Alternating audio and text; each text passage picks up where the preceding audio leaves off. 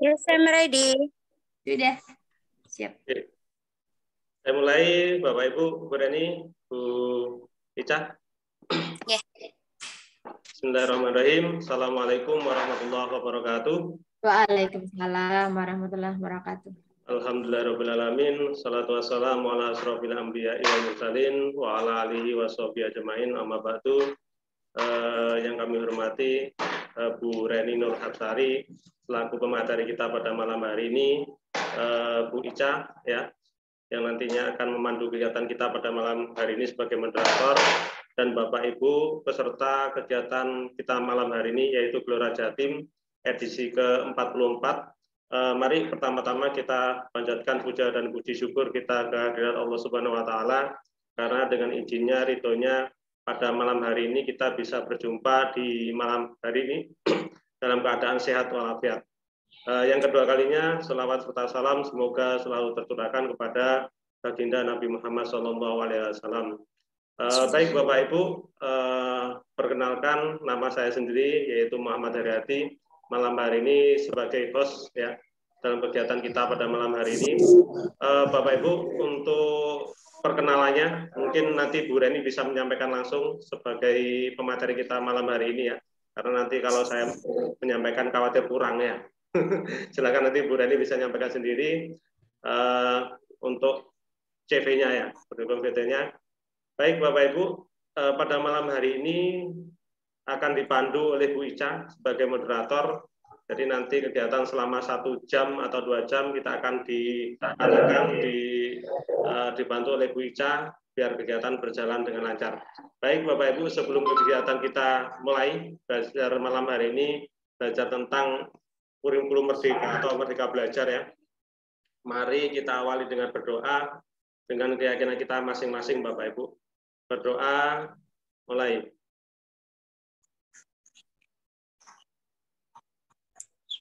Selesai.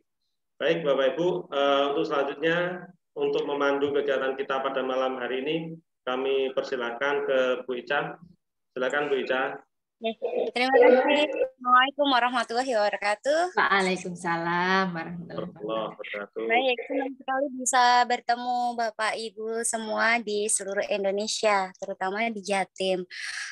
Gelora Jatim kali ini yang ke-44, edisi yang ke-44, ada Bu Reni Nur Hapsari, SPD MPD sebagai pemateri. Nah, tadi katanya Pak Haryadi biar beliaunya kenalan sendiri gitu. Kayaknya saya menyebutkan hanya secuplik saja, nanti betul dilengkapi beliaunya sendiri gitu nggih. Tadi saya minta CV datang beliau, katanya sudah cukup ini saja gitu. Biar nanti enggak kepanjangan Bu Ica bacanya, Masya Allah. Karena memang pemateri kita hari ini itu Masya Allah jelentreannya untuk knowledge-nya beliau, untuk pengalamannya beliau itu Masya Allah sudah luar biasa sekali. Nah, ini beberapa beberapa kesibukan beliau di akhir tahun ini. Nah, beliau itu sekarang mengabdi sebagai Kepala Sekolah SDN Paleran 1. Insya Allah. Sudah kepala sekolah masih bisa kita culik untuk jadi pemateri. Subhanallah. Lalu beliaunya adalah pelatih guru belajar. Pelatih Wadah Inspiring Teacher 2021, Masya Allah, keren banget nih. Saya sampai merinding ini bacanya beberapa ini Mas Yan ya, belum semua. Beliaunya juga instruktur CGP. Apa ini Bu Reni, CGP? Calon guru penggerak. Masya Allah, calon guru penggerak. Jadi kalau yang sudah mendaftar jadi guru penggerak, siap-siap nanti sama beliaunya ketemu lagi sebagai instrukturnya, Masya Allah. Terus beliaunya itu juga aktif menulis buku, Masya Allah, tabarakallah. Ini hanya sebagian kecil yang saya sebutkan di antara kesibukan yang ada dan digeluti beliau tahun ini, Masya Allah. Kayaknya kita itu sudah penasaran ya. seorang KS, seorang instruktur, seorang pelatih, Masya Allah, seorang penulis. Ini apa nih materi yang akan dipaparkan hari ini itu mestinya membuat kita bertanya-tanya. Apalagi sekarang orang sedikit-sedikit mengulik tentang merdeka belajar, dan merdeka belajar. Masya Allah. Apa sih merdeka belajar itu sebenarnya? Nah, ini nanti akan dipaparkan oleh beliaunya.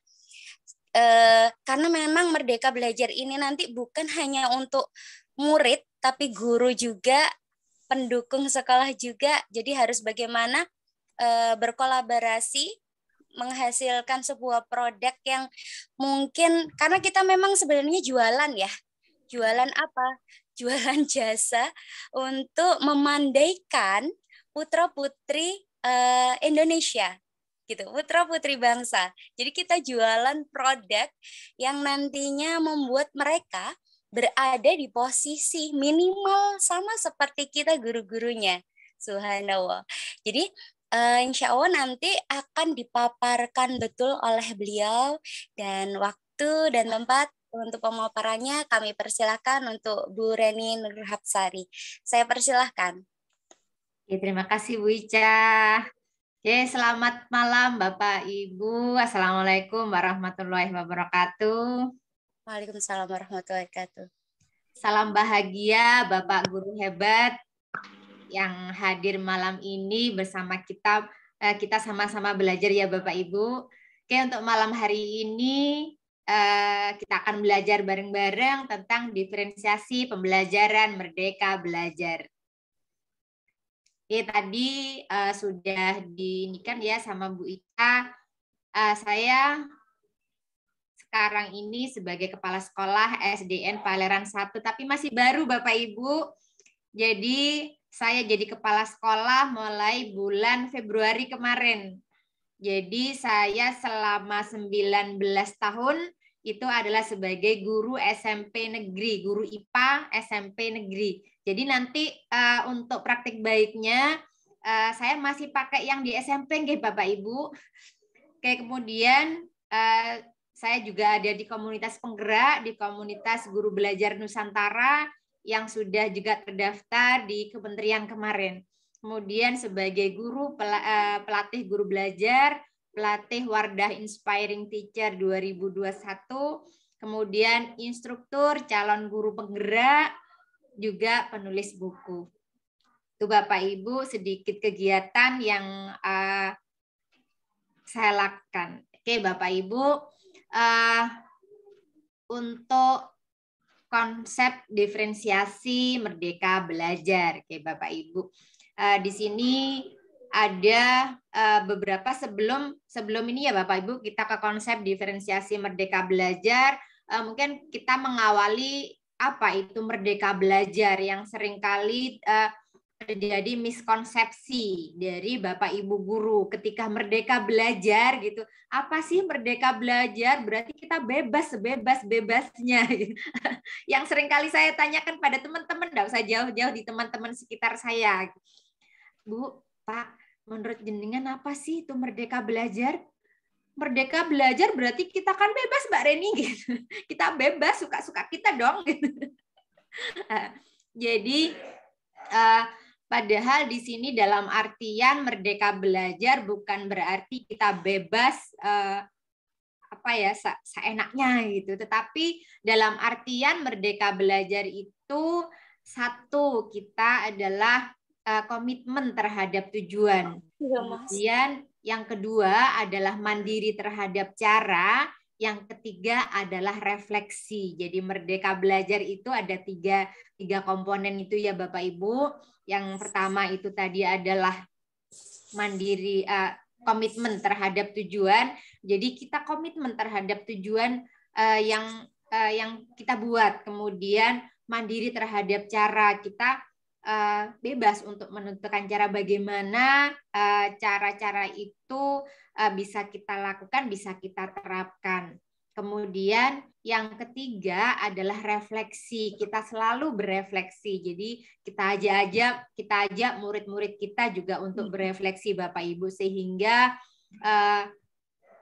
refleksi itu bisa kita gunakan dari hasil pembelajaran kita. Apakah pembelajaran itu yang kita lakukan itu sudah baik atau belum gitu. Maka dengan hasil refleksi kita bisa menggunakan itu untuk di pertemuan berikutnya. Apa sih strategi yang harus apakah strateginya harus dirubah, ataukah metodenya, ataukah di sisi apakah yang bisa kita rubah di situ sehingga pembelajaran berikutnya akan menjadi lebih baik. Itu tujuan kita refleksi. Nah, Bapak Ibu, di sini ada konsep untuk diferensiasi Merdeka Belajar, yaitu setiap murid memiliki kebutuhan yang berbeda. Jadi Bapak Ibu, kita tahu murid kita itu memiliki beragam, murid kita itu beragam dan memiliki kebutuhan yang berbeda-beda. Kemudian mereka juga memiliki kecepatan belajar yang berbeda. Kemudian dia juga memiliki pemahaman belajar yang berbeda karena titik awal pemahaman yang berbeda. Jadi kalau selama ini biasanya kita kan pukul rata gitu ya, kita pukul rata bahwa murid-murid kita itu semua sama sehingga kita memberikan pembelajaran yang sama dalam satu kelas gitu. Tanpa kita memperhatikan perbedaan dan kebutuhan apa sih yang murid kita butuhkan sehingga pembelajaran itu menjadi tidak menarik gitu. Itu pun yang saya lakukan sebelum saya kenal dengan diferensiasi. Sebelum saya kenal diferensiasi, saya kan kalau ngajar ya sudah sama semua satu kelas saya perlakukan sama gitu. Akhirnya ketika anak ini yang dia memang sudah menguasai, dia akan cepat menguasai gitu. Kemudian anak yang lambat dia akan cenderung lambat juga. Terkadang anak yang sudah menguasai, dia sudah pintar gitu. Kemudian ketika kita mengkondisikan dengan anak-anak yang agak lambat tadi, akhirnya anak-anak yang pintar juga kok diulangi lagi ya gitu. Jadi itu ketika saya tidak menggunakan diferensiasi gitu, tapi ketika mengenal diferensiasi, apa itu diferensiasi, maka pembelajaran menjadi berubah gitu. Oke, Bapak Ibu, di sini ada miskonsepsi pada diferensiasi pembelajaran. Ketika guru tidak perlu menggunakan satu instruksi yang sama untuk semua murid karena ada diferensiasi. Kan sudah diferensiasi, berarti kita tidak perlu dengan satu instruksi yang sama. Gitu. Padahal dalam proses belajar itu diperlukan berbagai pengalaman belajar, termasuk belajar dalam kelompok besar maupun kelompok kecil. Nah, yang kedua, strategi diferensiasi mengklasifikasikan murid menjadi level tinggi dan level rendah. Nah, ketika kita sudah menggunakan strategi diferensiasi, ternyata itu akhirnya membuat level di murid kita. Oh, ini ada murid yang level tinggi, murid level rendah. Padahal diferensiasi bukan untuk melihat level kemampuan murid. Nah, di sini ada strategi untuk diferensiasi. Nah, diferensiasi belajar itu adalah strategi mengajar agar dapat memfasilitasi kebutuhan murid. Sehingga murid memiliki pengalaman sukses dalam proses mengajar. Jadi Bapak Ibu, ketika kita menggunakan strategi diferensiasi, di sini dengan harapan murid-murid kita akan memiliki pengalaman sukses ketika mereka melakukan proses pembelajaran. Nah, di sini ada hubungan pembelajaran. Apa yang dipersiapkan guru? Yang pertama adalah konten, itu berhubungan dengan akses belajar dan materi. Kemudian yang kedua adalah proses, berhubungan dengan cara murid memahami sesuatu. Kemudian yang ketiga adalah produk, yaitu berhubungan dengan hasil belajar murid. Nah, bagaimana murid terlibat? yaitu yang pertama adalah kesiapan belajarnya, kemudian yang kedua ketertarikan murid akan satu topik, kemudian profil murid. Nah, bagaimana kita bisa melibatkan murid dan bisa mengetahui bagaimana kesiapan belajarnya, bagaimana ketertarikan murid, bagaimana profil murid. Maka Bapak Ibu kita melakukan yang namanya asesmen awal atau asesmen diagnostik. Dengan asesmen awal atau asesmen diagnostik, maka kita akan bisa mengetahui kesiapan belajar, ketertarikan murid akan satu topik, dan profil murid. Nah, di sini bagaimana bentuk nyata strategi diferensiasi.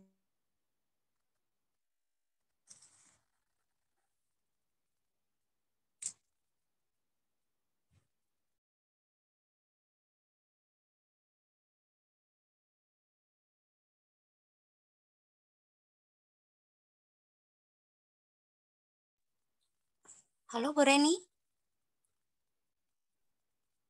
Macet kayaknya Bu Ica. Halo Bu Reni.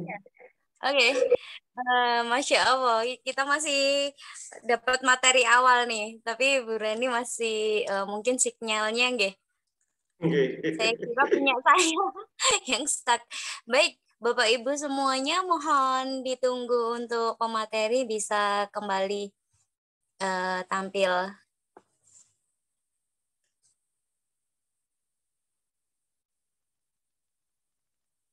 Ya, ini mungkin sinyalnya juga nggak, di beberapa tempat ternyata hujan deras juga gitu.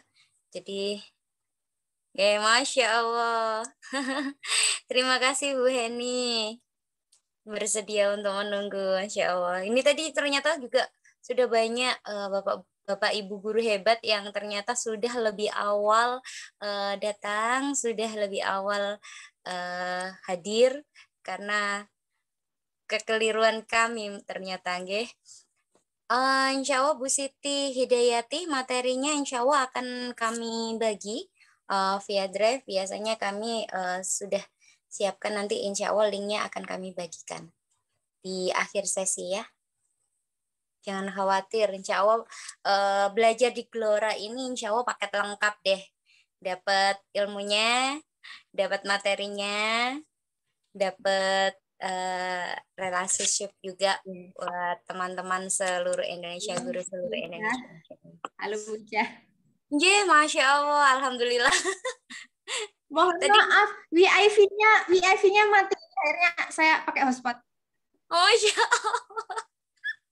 nggak, saya kira tadi WiFi terputus mendadak.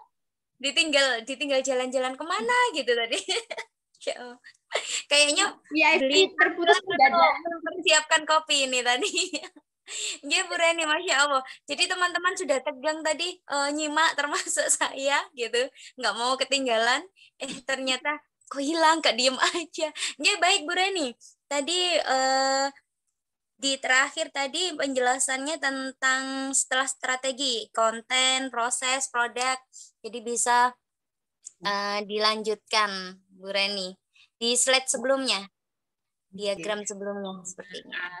Iya, saya nyadar baru anak saya gini, Mama, WiFi-nya mati katanya. Masya Allah. Berarti tadi tetap jalan jelasinnya, tapi tidak ada yang mendengarkan, Masya Allah. Iya. Ada di slide anak saya baru gini. ke-7. Slide 7 tadi. Terakhir. Masya Allah, Bu Heni ini sejak tadi matur aja, sinyalnya bolak-balik putus juga. Beliaunya nyambung lagi, ini keluar lagi, nanti semoga bisa gabung lagi, masuk lagi. Bapak Ibu mohon maaf ya, kita lanjutkan ya. Baik, monggo.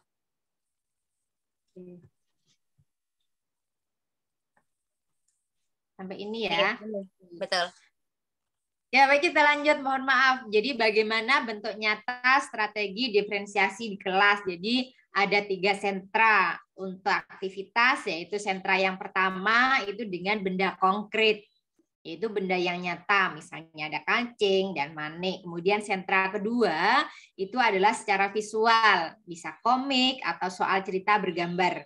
Kemudian sentra yang ketiga adalah bekerja mandiri, yaitu seperti latihan soal dengan angka. Oke, lalu kapan waktu yang tepat untuk melakukan diferensiasi? Strategi diferensiasi dapat diterapkan pada waktu kapanpun sesuai dengan perencanaan guru dan tujuan pembelajaran. Jadi Bapak Ibu, strategi diferensiasi ini Bapak Ibu bisa diterapkan kapan saja Bapak Ibu. Itu sesuai dengan perencanaan yang Bapak Ibu guru buat. Ya, dengan tujuan pembelajarannya, sehingga tidak ada tidak ada patokan kapan kita harus berdiferensiasi. Nah, diferensiasi itu dapat digunakan sebagai satu asesmen formatif, yaitu asesmen berjalan, diferensiasi pada proses atau konten. Kemudian asesmen sumatif, yaitu asesmen akhir, diferensiasi berupa produk. Nah, di sini Bapak Ibu ada ragam diferensiasi untuk memfasilitasi kebutuhan murid. Ragam diferensiasi dapat dikategorikan menjadi diferensiasi konten, diferensiasi proses, dan diferensiasi produk. Nah, diferensiasi konten itu adalah berhubungan dengan akses belajar dan juga materi. Jadi konten apa yang nanti kita akan sampaikan ke murid-murid kita. Kemudian yang kedua diferensiasi proses, yaitu berhubungan dengan cara untuk memahami sesuatu. Jadi pada saat memahami sesuatu di proses pembelajaran itu kita bisa menggunakan beberapa cara sehingga menjadi diferensiasi proses. Kemudian diferensiasi produk, yaitu berhubungan dengan hasil belajar murid. Ya, jadi hasil akhirnya. Nah, oke Bapak Ibu, di sini bagaimana mempraktekkan untuk merdeka belajar, yaitu membangun komitmen pada tujuan. Itu ada menyuburkan motivasi internal. Jadi kita memberikan motivasi internal. Kemudian melibatkan murid untuk menetapkan tujuan, menunjukkan manfaat belajar, memberikan umpan balik yang konstruktif, kemudian menyediakan tantangan bertingkat dan juga bermakna. Kemudian di sini ada membangun kemandirian belajar.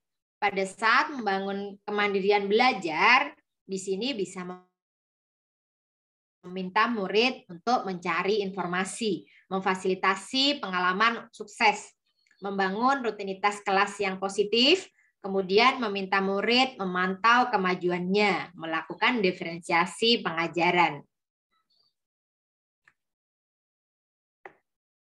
Kemudian menumbuhkan kebiasaan yang reflektif, yaitu variasikan pertanyaan selama belajar.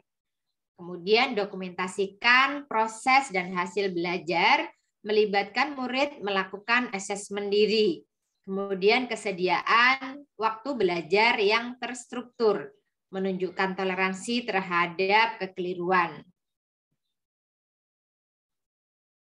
Contoh praktik baik diferensiasi konten yang pernah saya lakukan di SMP.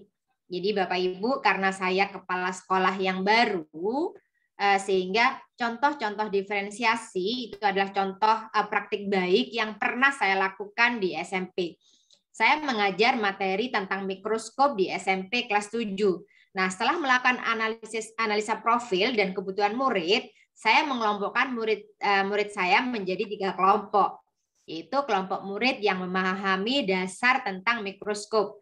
Kemudian yang kedua, kelompok murid yang masih harus mengulangi pemahaman tentang mikroskop, memberikan latihan soal yang pernah dilakukan di kelas bersama guru sebagai penguatan materi. Kemudian kelompok murid yang sudah siap diberikan tantangan dalam pemanfaatan mikroskop. Nah, di sini contoh praktik baik untuk diferensiasi proses. Nah, tujuan pembelajaran IPA adalah murid dapat menjelaskan tentang mikroskop. Nah, kelompok 1 menjelaskan mikroskop dengan menggunakan gambar. Kelompok 2 menjelaskan mikroskop dengan menjelaskan bagian-bagiannya. Kemudian kelompok yang ketiga menjelaskan mikroskop dengan menggunakan videonya.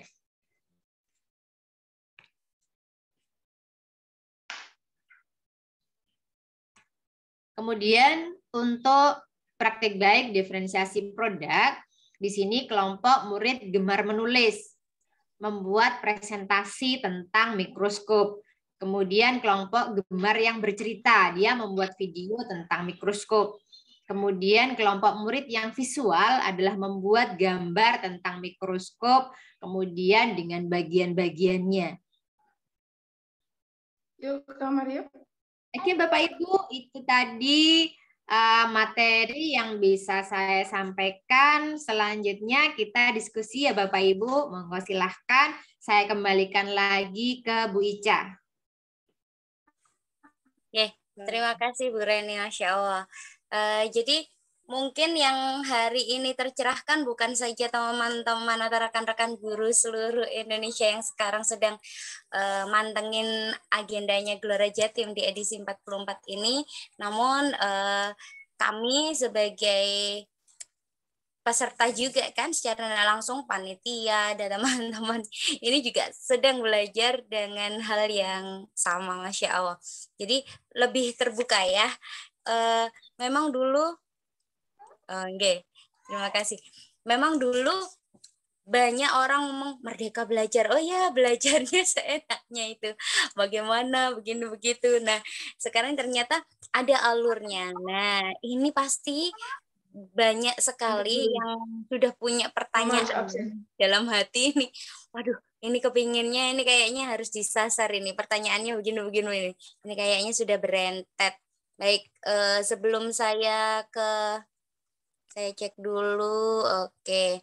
Jadi ini sebelum saya mulai buka sesi tanya jawab, ini ada di Messenger, di chat itu minta contoh modul ajar yang diferensiasi. Oke.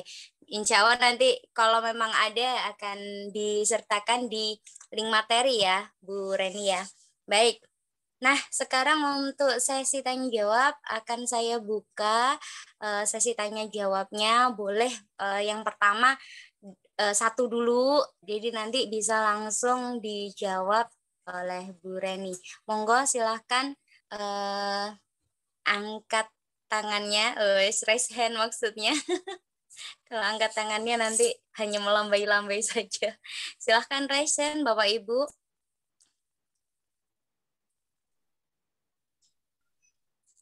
Jangan sampai kita abaikan nih pemateri kerennya ini. Kayaknya sudah paham semua deh Bu Ica. Mungkin ada yang kepahamannya sebatas seperti saya ya Bu Rani. Karena memang saya, ini ada nih. Beliaunya sepertinya malu nih, sungkan kalau mau harus tanya. Maaf. Masya Allah, sedang dalam perjalanan. Semangat ya Bu Heni, keluar masuk, walaupun dalam perjalanan tetap itu. Oke, ini ada pertanyaan di chat, mungkin beliaunya masih sungkan untuk buka mic, jadi saya bacakan dulu dari Bu Isniani. Itu beliaunya menanyakan bagaimana cara untuk melakukan asesmen awal pada siswa. Oke, mungkin bisa langsung dijawab dulu untuk Bu Isniani.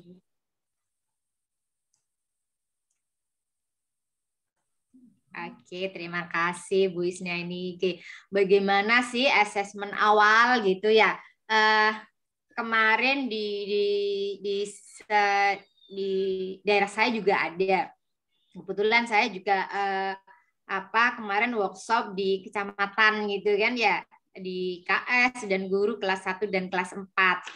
Nah, di situ ada salah satu guru yang diperintahkan oleh kepala sekolah untuk membuat asesmen awal. Bu, sampean buat ya asesmen awal. Apa itu Pak asesmen awal? Ya pokoknya cari tahu dah. Yang penting nanti jadi Pak asesmen awal katanya gitu. Akhirnya telepon ke saya, Bu, saya mau tanya, monggo silakan gitu. Apa sih Bu asesmen awal? Saya itu ada perintah membuat asesmen awal, tapi yang perintah tidak tahu juga gitu. Oke, jadi saya suruh cari tahu sendiri gimana itu asesmen awal. Jadi karena saya bingung, saya telepon Ibu katanya. Oh iya, tidak apa. Jadi Bapak Ibu, bagaimana sih asesmen awal? Asesmen awal itu adalah asesmen diagnosis Bapak Ibu. Jadi seperti layaknya seorang dokter gitu kan ya, dokter itu sebelum dia ngasih obat, dia mengobati orang yang sakit kan ditanya dulu gejalanya apa gitu. Oh pusing, panas gitu kan ya. Tahu-tahu ada pasien datang disuntik gitu. Coba jenengan gimana kalau ke dokter tahu-tahu jenengan disuntik gitu. Padahal jenengan belum ngomong sakit apa gitu. Sakti dokternya. Nah, jadi sama seperti itu Bapak Ibu yang kita lakukan dulu sebelum kita analisis diagnostik sama dengan dokter itu. Sebelum jenengan tanya ke murid-muridnya, jenengan langsung aja ngasih materi gitu tanpa tahu apa sih kebutuhan mereka, apa sih yang mereka butuhkan gitu. Jadi untuk dia asesmen awal atau asesmen diagnostik itu Bapak Ibu ada secara kognitif dan juga non kognitif. Jadi kalau kognitif itu adalah Bapak Ibu boleh menggunakan soal ya Bapak Ibu, bisa tiga pertanyaan aja, 3 soal pertanyaan di situ yang berkaitan dengan materi yang akan Bapak Ibu sampaikan. Ya, atau dari materi-materi sebelumnya yang itu mendukung. Jadi ada 3 pertanyaan yang nanti Bapak Ibu bisa menggunakan 3 soal itu sebagai asesmen awal di kognitifnya. Nah, di non kognitifnya,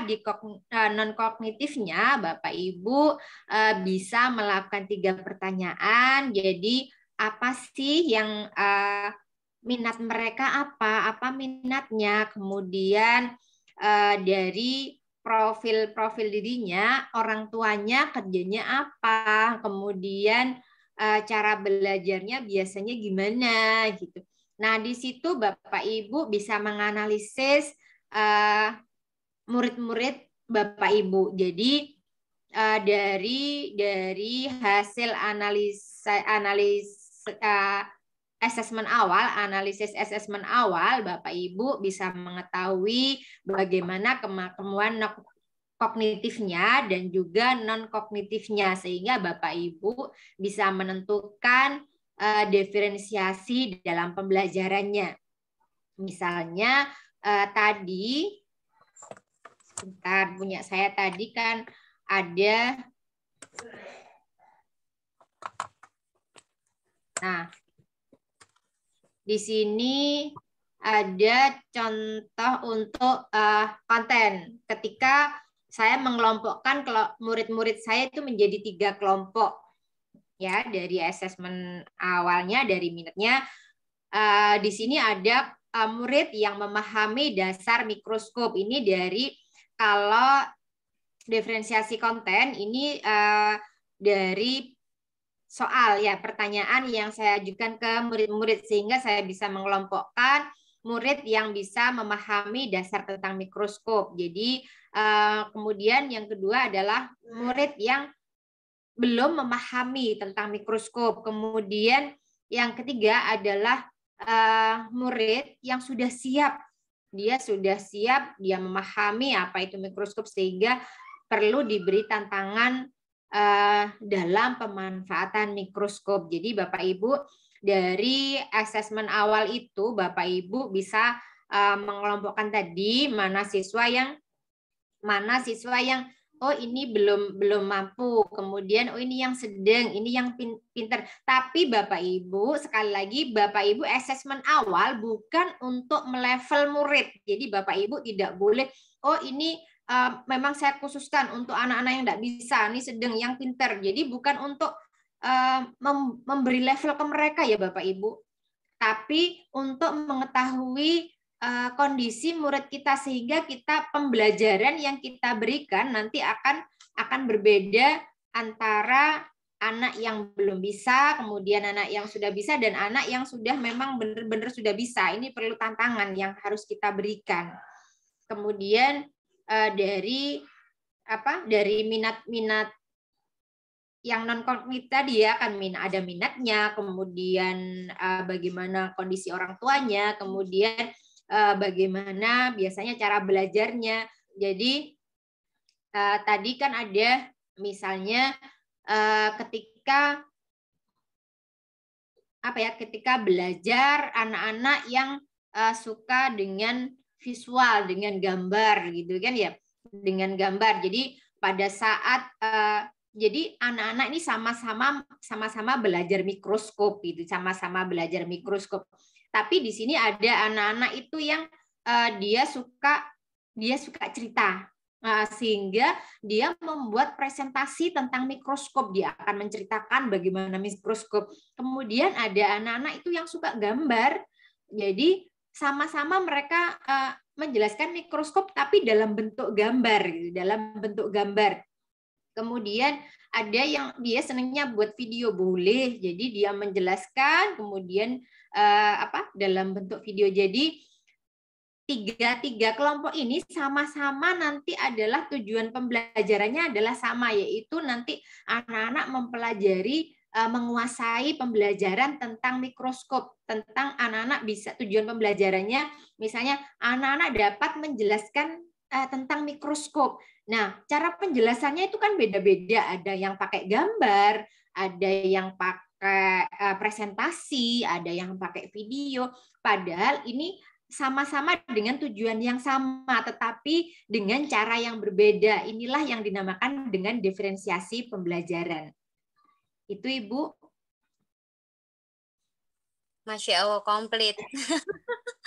Jadi sudah dimulai langsung dari apa itu asesmen awal, contohnya dilengkapi, terus ada regulasi. Ini sudah banyak. Jadi pas dengan menjelaskan itu sudah langsung oke. Tangannya sudah pada ke atas. Mohon semoga tidak capek ya tangannya yang sudah melambai sejak tadi, Masya Allah. Jadi ini tadi ada empat yang sudah raise hand, Bu Rini. Jadi ini kebetulan dari mata pandangan saya, Masya Allah. Ini ada yang awal kali raise hand itu ada Bu Reni. Ini kayaknya khawatirnya sama ya. Ya, nanti khawatirnya keliru gitu. Makanya beliaunya memberikan nama langsung double Bu Reni gitu. Oke, kepada Bu Reni bisa di unmute dan bisa langsung bertanya kepada Bu Reni. Jadi Bu Reni tanya ke Bu Reni gitu, nggih. Dan saya persilakan. Ya, terima kasih Bu Ica. Kalau diperkenankan dibuka itu videonya. Dibuka videonya. Iya, jadi biar tahu nih Bu Reni satu dan satunya lagi.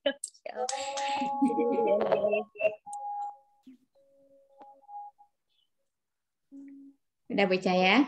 Masya Allah. Silahkan Bu Reni.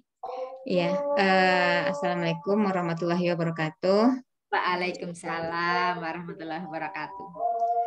Maaf mungkin suaranya berisik ya Bu, karena lagi ada azan. Mudah-mudahan tidak mengganggu kejelasan suara saya.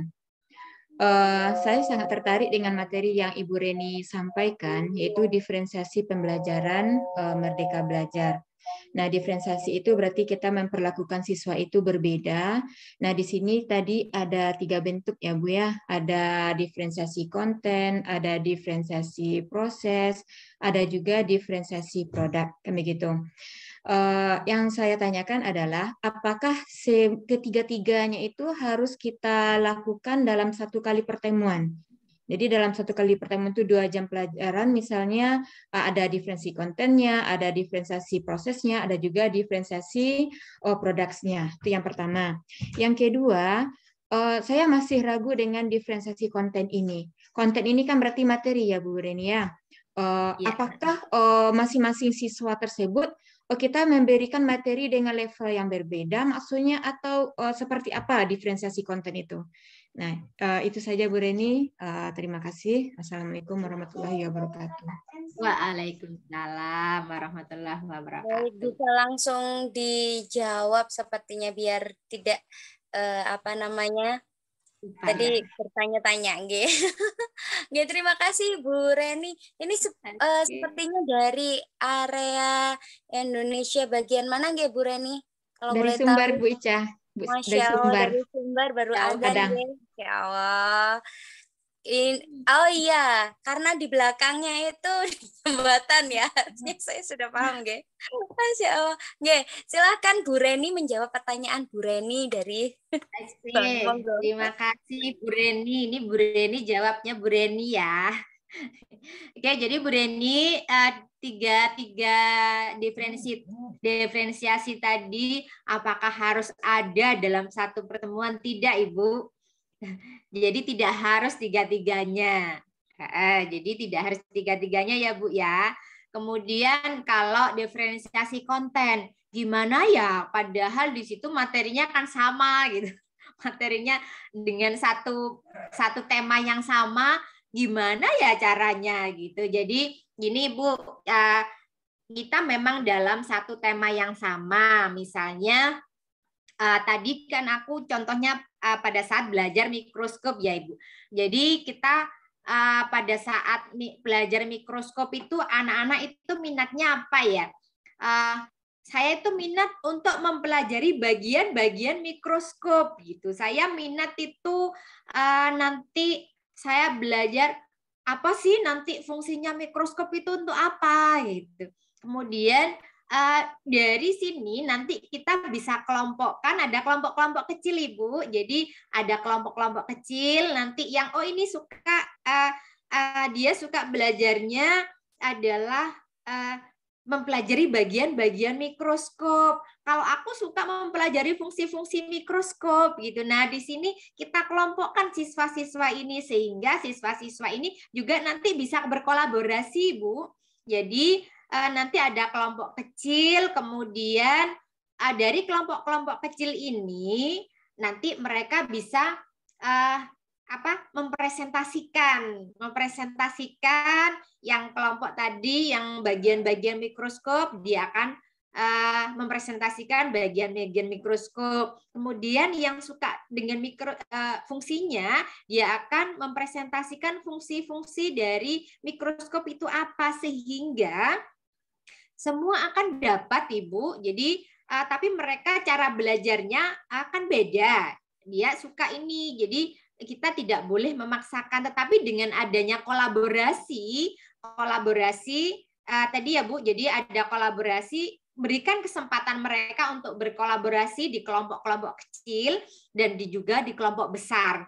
Jadi kelompok kecilnya bisa di kelompok-kelompok, misalnya ada 4 orang, ada 5 orang, kemudian kelompok besarnya itu bisa di dalam satu kelas, sehingga akan terjadilah proses diferensiasi konten, Ibu.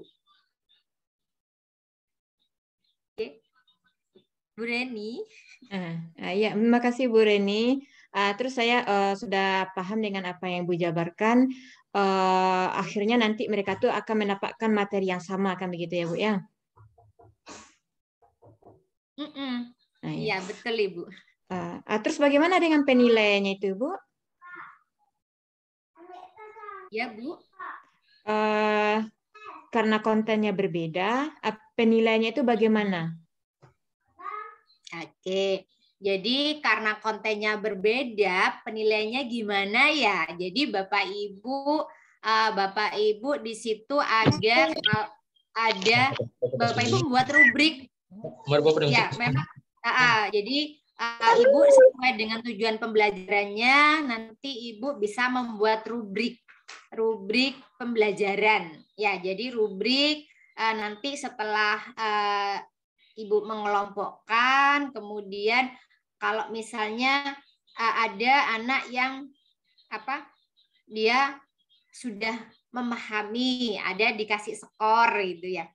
Jadi masih skor 4, oh ini masih ada yang kurang, kasih skor di bawahnya. Jadi memang Bapak Ibu kita menyiapkan rubrik di situ. Rubrik untuk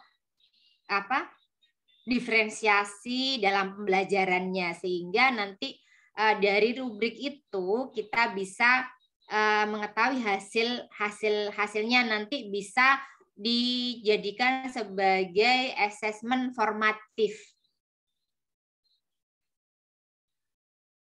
Itu Ibu. Ya, terima kasih Bu Reni atas jawabannya. Masya Allah. Jadi Bapak ini sepertinya yang ngantri masih banyak. Jadi alhamdulillah tadi jawaban untuk pertanyaannya Bu Reni sudah terjawab gitu nggih. Ini ada lagi yang sudah ngantri sejak tadi dan yang paling awal datang, Masya Allah. Pak Syarifuddin Marpaung, monggo. Safarudin. Silahkan. Oh iya, Safarudin. Silahkan Bapak. Terima kasih. Mohon maaf, kameranya tidak saya nyalakan. Sinyalnya kurang mendukung, khawatir. Oh ya, saya persilakan Bapak, silakan. Terima kasih. Saya masih pemula dalam hal Merdeka Belajar ini.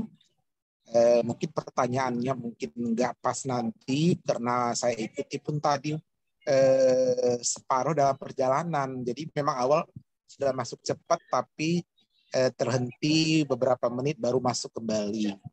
Nah, sedikit tadi yang saya tanggap, kita melakukan tes diagnostik, asesmen diagnostik awal kepada peserta didik atau kepada siswa. Ini berlaku untuk semua jenjang, saya rasa ya, Mbak Reni ya, baik itu di SD, SMP, dan SMA.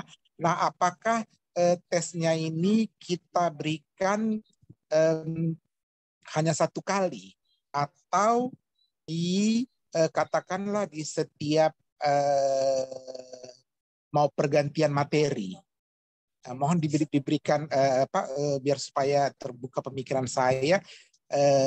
Kalau memang, apakah yang kedua pertanyaannya, apakah kita nggak bisa mengambil kesimpulan tes diagnostik awal itu dari katakanlah capaian nilai di fase sebelumnya? Kita pakai istilah fase atau di kelas sebelumnya. Kalau misalkan dia di SMA di kelas 11, tentu kan dia sudah terima rapor di kelas 10.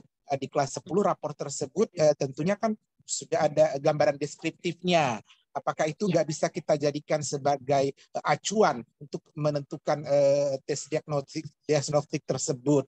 Terus pertanyaan saya mungkin agak lari dari topik. Kemarin saya mengikuti juga webinar seperti ini, itu pembuatan modul bahan ajar. Ya, tapi mungkin tetap berhubungan ya, Pak ya. Dalam pembuatan modul bahan ajar itu dinyatakan di situ sebelum kita membuat modul tersebut, kita juga harus melakukan tes diagnostik awal, asesmennya juga. Baru kita buat modulnya, seperti itu narasumber menyatakan.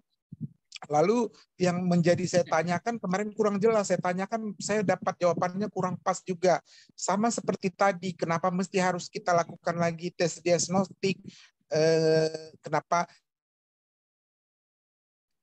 nilai dari capaian fase sebelumnya nggak bisa kita buat sebagai gambaran yang sudah dimiliki oleh raport siswa tersebut. Nah, kalaupun mesti harus kita laksanakan untuk khusus pembuatan modul ya, apakah ini berbeda-beda di setiap kelas kita laksanakan? Kalau di SD mungkin hanya satu kelas. Kalau di SMP atau SMA kan bisa fasenya itu kan paralel, banyak. Fase E-nya mungkin E1, E2, kelas 11, seperti itu. Apakah harus kita lakukan di setiap kelas atau kita samakan aja persepsi, mungkin ranknya sama ini semua siswa kita anggap seperti itu, atau bagaimana, mohon diberikan pencerahan ulang kembali. Terima kasih.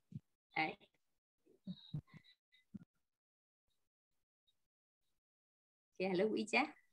Silahkan langsung dijawab Bu Reni. Kayaknya kemarin ikuti kegiatan serupa, ya sejenis, tapi belum terjawab pertanyaannya beliau. Apakah itu bisa dianggap cukup gitu untuk melakukan penilaian awal, proses awal? Silahkan Bu Reni. Oke, terima kasih.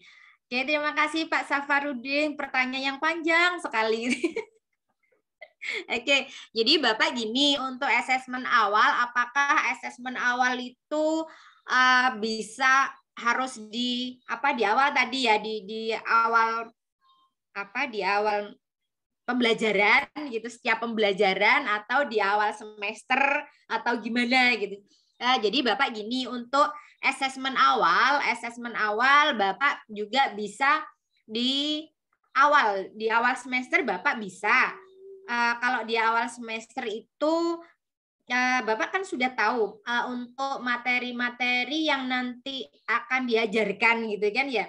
Jadi misalnya di semester 1 gitu, di semester 1 nanti kira-kira materi apa sih yang kita ajarkan di semester 1, dan nanti pertanyaan-pertanyaan apa yang nanti akan kita munculkan sebagai asesmen awal. Jadi Pak Safarudin, kalau tadi saya kan misalnya 3 pertanyaan gitu kan ya. Jadi kalau misalnya jadi Bapak Ibu untuk pertanyaan asesmen awal itu bukan patokannya 3, enggak. Jadi Bapak Ibu boleh mau lebih dari 3 juga, enggak masalah. Kalau misalnya ada beberapa materi di situ yang memang harus digali pengetahuan awalnya, monggo silahkan Bapak Ibu bebas untuk menentukan berapa soal yang nanti akan Bapak Ibu berikan ke murid-murid Bapak Ibu. Nah, di platform Merdeka Mengajar Bapak Ibu, di platform Merdeka Mengajar, di situ ada assessment, dan di situ ada soal-soal, nanti Bapak Ibu juga bisa ambil dari situ. Mau Bapak Ibu buat sendiri, boleh, silahkan. Kita kan merdeka belajar, jadi kita bisa membuat soal sendiri, ataukah nanti di platform Merdeka Mengajar Bapak Ibu juga bisa ambil dari sana. Nah, boleh saya potong sebentar? Saya sela pembicaraannya. Oke, silakan Bapak. Mohon maaf ya, saya sela. Iya, silakan. Biar semakin diskusinya lebih saya pahami ini, bisa nggak saya katakan asesmen awal ini sebagai persepsi pertanyaan? Boleh nggak saya bilang, kalau di kurikulum sebelumnya kan, sebelum memulai katakan materi pembelajaran kan kita berikan pertanyaan trigger kepada siswa gitu. Apakah ini juga boleh dikatakan sebagai asesmen awal? Nah, kalaupun kenapa harus kita buat asesmen awal ini? Itu tadi kan materi sudah kita ketahui, katakanlah di SD, misalnya materinya tumbuhan katakanlah tumbuhan berkeping 2, itu materi di SD. Kenapa nggak fokus aja materi kita berikan? Kalaupun mesti harus ada kita buat asesmen, biasanya kan kalau di kurikulum sebelumnya kan hanya pertanyaan persepsi sebagai trigger atau pemancing pemahaman siswa. Iya. Coba diberikan tanggapannya dulu, pencerahannya kepada saya. Ya, mohon maaf saya salah tadi. Terima kasih. Tidak apa-apa Pak. Kalau memang itu nanti lebih memudahkan jenengan daripada nanti saya jelaskan panjang, jangan tidak paham gitu ya. Jadi gini Bapak, kenapa sih kok harus ada asesmen awal? Padahal di situ kan ada persepsi gitu. Jadi persepsi itu beda Bapak dengan asesmen awal gitu. Jadi asesmen awal itu ada 2 Bapak, ada asesmen, ada kognitif tadi, ada kognitif, ada non kognitif.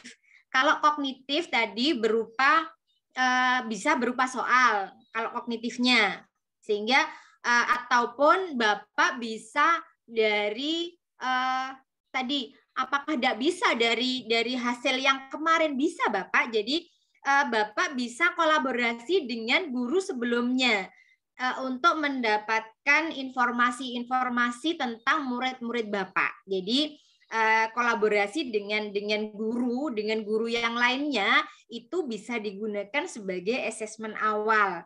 Kemudian di situ Bapak tadi ada yang non kognitif. Non kognitifnya apa sih minat belajar, minat siswa kita pada saat dia belajar, kemudian bagaimana kondisi orang tuanya, kemudian bagaimana cara belajarnya. Ini bisa dilakukan di awal tahun ajaran, sehingga Bapak itu bisa mengetahui misalnya siswa, aku itu minat belajar, senang belajar, aku senang dengan belajar itu dengan cerita, aku senang kalau dengarkan musik, aku senang kalau dengan gambar-gambar gitu. Jadi kita tahu dari awal murid-murid kita itu, oh muridku ternyata ini loh suka ini gitu, sehingga nanti pada saat diferensiasi pembelajaran Bapak akan mudah untuk menentukan diferensiasi pembelajarannya. Kemudian tadi pada saat Bapak membuat modul ajar, kalau modul ajar kalau penjelasan yang ini kan harus ada asesmen awalnya. Nah, asesmen awal pada saat Bapak melakukan membuat modul ajar, Bapak kan bisa yang tadi di awal semester kan Bapak juga sudah punya asesmen awalnya. Ini kan bisa juga dipakai pada saat Bapak membuat modul gitu. Jadi modul ajarnya yang nanti ada di situ masuk di diferensiasi pembelajaran. Nah, kalau tadi ada yang contoh untuk diferensiasi pembelajaran di modul itu seperti apa ya? Kalau Bapak Ibu sudah mulai membuka modul-modul yang ada di platform Merdeka Mengajar, Bapak Ibu akan menemukan di sana diferensiasi pembelajaran, contoh modul ajarnya lengkap Bapak Ibu. Jadi Bapak Ibu, saya juga menyarankan Bapak Ibu sudah mendownload platform Merdeka Mengajar dan mengerjakan pelatihan mandiri. Ya, pelatihan mandiri sampai dengan aksi nyata. Jadi Bapak Ibu akan bisa memahami apa itu Merdeka Belajar, apa itu profil pelajar Pancasila, apa itu memahami murid, apa itu kesepakatan kelas, apa itu diferensiasi, semua akan ada di situ Bapak Ibu kalau Bapak Ibu mengikuti semua modul-modul yang ada di sana. Oke, jadi Bapak Safarudin sekali lagi pada saat Bapak membuat modul ajar. Pada saat modul ajar, kalau kemarin sama pematerinya harus ada asesmen awal tiap modul ajar. Jadi Bapak memang asesmen awal itu kalau pada saat Bapak membuat modul ajar, pada saat modul ajar untuk asesmen awalnya Bapak sudah punya kan yang tadi kalau misalnya di awal semester Bapak sudah mempunyai asesmen awalnya, asesmen awal dari murid-murid Bapak. Baik Bapak itu bisa diperoleh dari nilai-nilai rapot yang sebelumnya, dari fase sebelumnya. Kemudian Bapak dari hasil kolaborasi dengan guru sebelumnya, Bapak sudah punya data. Oh, si A, si B, si C, murid-muridku itu kayak gini. Jadi Bapak sudah punya data awal. Jadi data awal itu bisa digunakan sebagai asesmen awal Bapak. Jadi nanti kalau misalnya ada yang perlu Bapak ada sesuatu yang perlu ditambahkan dari hasil kolaborasi dan hasil nilai dari fase sebelumnya, jadi Bapak bisa tambahkan lagi apa yang Bapak Safarudin perlukan, informasi yang perlu digali dari murid-murid Bapak. Jadi yang namanya Merdeka Belajar itu jadi Bapak boleh Jadi tidak harus ini ya, tidak harus plek sama buku gitu kan ya. Kalau misalnya buku ajar yang kita pelajari, buku ajar yang kita pelajari itu adalah kita menjelaskan tentang kondisi lingkungan. Nah, kondisi lingkungan, sedangkan contoh yang di buku itu adalah lingkungan pantai. Sedangkan kita sendiri ada di lingkungan pegunungan. Jadi Bapak Ibu boleh memberikan contoh tidak sama dengan yang ada di buku, karena anak-anak kan membayangkan pantai itu kayak gimana ya gitu. Tapi ketika Bapak Ibu memberikan contoh yang di pegunungan yang mereka alami, mereka setiap hari mereka lihat, itu akan mudah masuk ke murid-murid kita, Bapak Ibu. Jadi itulah yang namanya kita merdeka belajar, Bapak Ibu. Jadi tidak harus kalau dulu kalau saya enggak tahu kalau Bapak Ibu yang ada. Kalau saya dulu sebelum mengenal merdeka belajar, sebelum mengenal diferensiasi, begitu saya pegang buku paket, maka isi buku paket itulah yang akan saya sampaikan ke murid-muridku gitu kan ya. Tetapi ketika saya sudah mempelajari apa itu merdeka belajar, apa itu diferensiasi, maka contoh-contoh dari buku itu tidak harus sama plek dengan yang ada di buku, tapi konten nyata yang murid-murid kita alami, murid kita lihat setiap hari, itu akan lebih memudahkan. Gitu, Bapak Safarudin, ada lagi kah yang belum terjawab? Bisa saya simpulkan seperti ini. Asesmen awal itu harus atau tidak kita laksanakan. Tadi kan Mbak katakan kita boleh menanyakan kepada guru PASE sebelumnya. Kita katakanlah sekarang kelas 11 yang saya masuki, lalu saya tanyakan ke guru kelas 10. Oh, si A seperti ini gaya belajarnya, dia sudah tahu pastinya. Saya ambil keterangan. Oh, si B seperti ini kemampuannya. Oh, si C seperti ini. Dan hasil di rapor, kalau untuk tingkat SMA itu sudah ada deskripsi pengetahuan yang sudah dia peroleh maupun keterampilan yang juga. Nah, kalau saya sudah dapat data tersebut, apakah harus saya melaksanakan asesmen awal lagi? Ya. Sementara datanya yang sudah saya terima. Oke. Jadi gini Bapak, asesmen awal itu memang harus dilakukan di awal. Nah, yang Bapak lakukan itu Bapak, itu adalah asesmen awal, Bapak. Jadi definisi asesmen awal ini, definisi asesmen ini secara umum dia bukan Bapak, harus ujian Bapak tertulis. Tanya ke guru asesmen awal Bapak, jadi asesmen awal itu tidak. Iya Bapak, maksud saya betul bukan Bapak. harus Jadi ujian asesmen tertulis. Jadi tujuan asesmen awal itu Bapak adalah bagaimana kita mengetahui, kita memahami murid-murid kita Bapak. Jadi kalau misalnya tadi Bapak tidak harus tidak tulis gitu. Jadi tadi Bapak tanpa Bapak sadari pun Bapak itu sudah melakukan asesmen awal Bapak. Jadi asesmen awal itu memang wajib dilakukan. Tujuannya untuk apa? Adalah untuk memahami murid-murid kita sehingga pada saat kita melakukan pembelajaran itu kita akan mudah Bapak. Kita akan melakukan diferensiasi, itu akan memudahkan kita Bapak. Jadi kalau tadi Bapak berarti aku udah usah asesmen awal ya gitu. Padahal yang Bapak lakukan tadi ketika Bapak mencari data, itu kan berbasis data, tadi Bapak dapat data dari guru sebelumnya, bahwa si A, si B, si C tadi jenengan sudah bisa mengelompok-kelompokkan gitu. Kemudian dari hasil belajar anak-anak Bapak sudah bisa. Nah, itulah Bapak yang namanya asesmen awal, Bapak. Baik.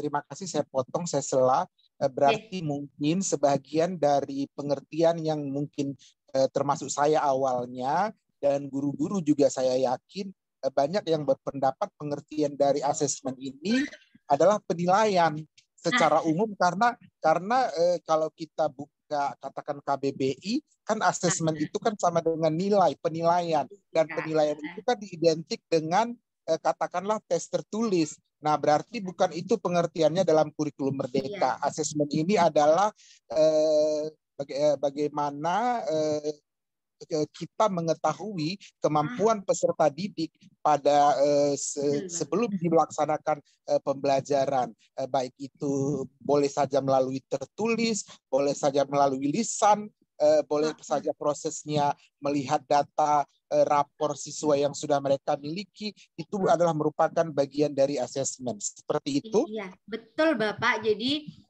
yang saya lakukan dulu itu aku pernah pakai Google Form ya, pakai Google Form. Jadi anak-anak itu ngisi Google Form, bagaimana mereka cara belajarnya, bagaimana. Jadi selama ini kadang-kadang miskonsepsi juga ya Bapak, ketika begitu asesmen berarti harus nilai gitu kan ya. Jadi asesmen awal karena pengertian umum itu asesmen itu kan penilaian. Kalau orang umum lah, kita katakan guru umum yang belum mungkin definisi asesmen di kurikulum Merdeka belum dia tangkap. Secara umum mungkin dia langsung mengeneralisasikan asesmen itu kan nilai, penilaian, berarti pasti tes tertulis. Itu udah pasti. Padahal sudah Mbak jelaskan bukan harus bentuk tes tertulis kepada siswa. Wawancara juga boleh Bapak. Iya, mencari informasi mengenai karakteristik siswa tersebut juga merupakan bagian dari asesmen. Terima kasih. Masya Allah, terima kasih banyak Pak Syafarudin, keren sekali.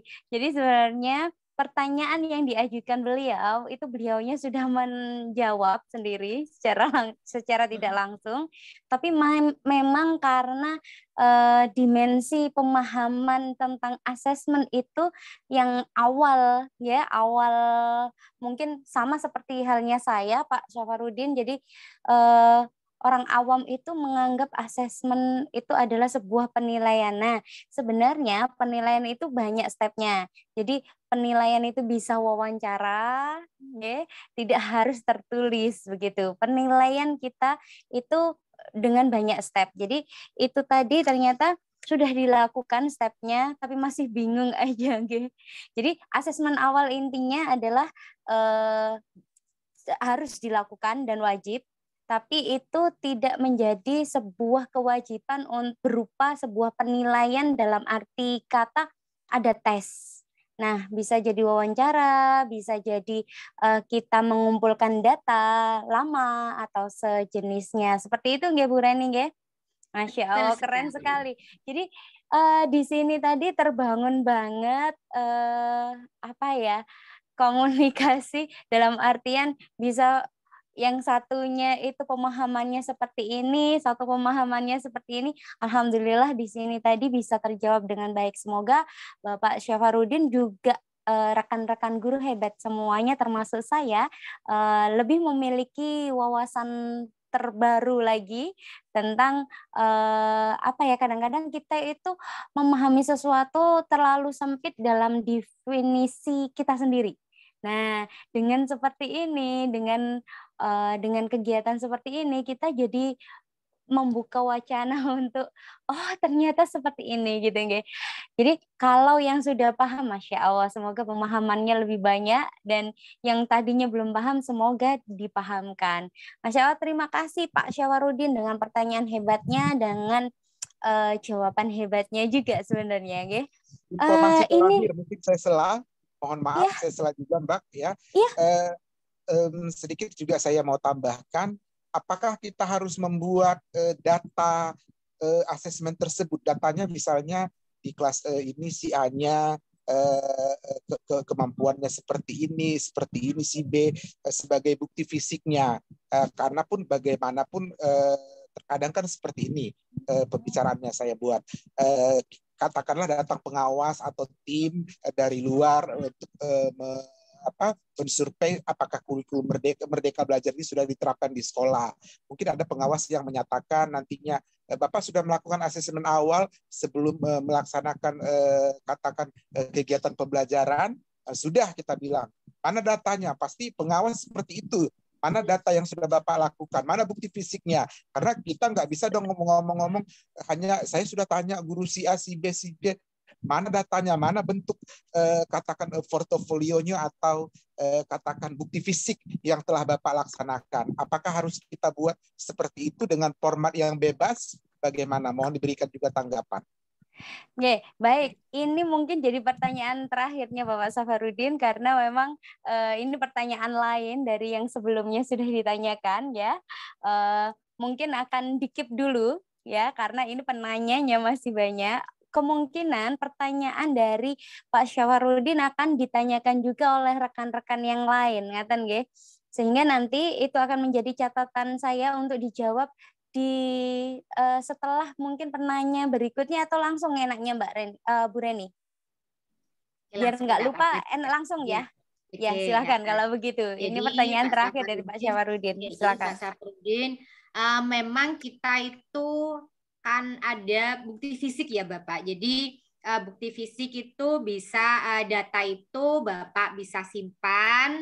Jadi apa yang Bapak tadi misalnya Bapak tanya-tanya dari guru sebelumnya gitu, ada data-data itu Bapak boleh Mbak, jadi tadi formatnya Bapak bebas Pak, jadi Bapak mau buat format yang seperti apa, yang penting data itu ada. Jadi sebaiknya Bapak Ibu sekalian pada saat Bapak Ibu melakukan pembelajaran itu bisa didokumentasikan gitu. Jadi ada jadi ketika ada apa ya yang butuh data gitu kita punya gitu. Jadi gitu ya Pak Safarudin, Bapak bisa data-data yang Bapak dapatkan, baik Bapak tadi kolaborasi dengan guru sebelumnya, jadi Bapak bisa membuat data itu bebas Bapak mau jenengan mau pakai model apa. Yang penting data itu sudah terekam sehingga ada bukti fisiknya, ini loh aku sudah melakukan asesmen awal gitu. Oke, itu Bu Ica. Baik, Masya Allah. Ternyata ini tadi sudah juga terjawab sebenarnya, nggih. Untuk apa namanya kita buat portofolio itu tidak harus seperti yang detail banget. Kita bisa buat seperti yang sudah sebelumnya kita lakukan, bisa berupa catatan, itu juga menjadikan sebuah bukti ya, atau foto atau seperti apapun itu bisa menjadikan bukti bahwasanya kegiatan itu telah kita lakukan. Begitu ya Bu Reni? Betul. Masya Allah. Ini pengantrinya masih banyak dan sudah kurang beberapa menit lagi. Ini sudah closing. Masya Allah. Jadi mohon maaf karena memang rekan-rekan kita harus berbagi waktu, Masya Allah.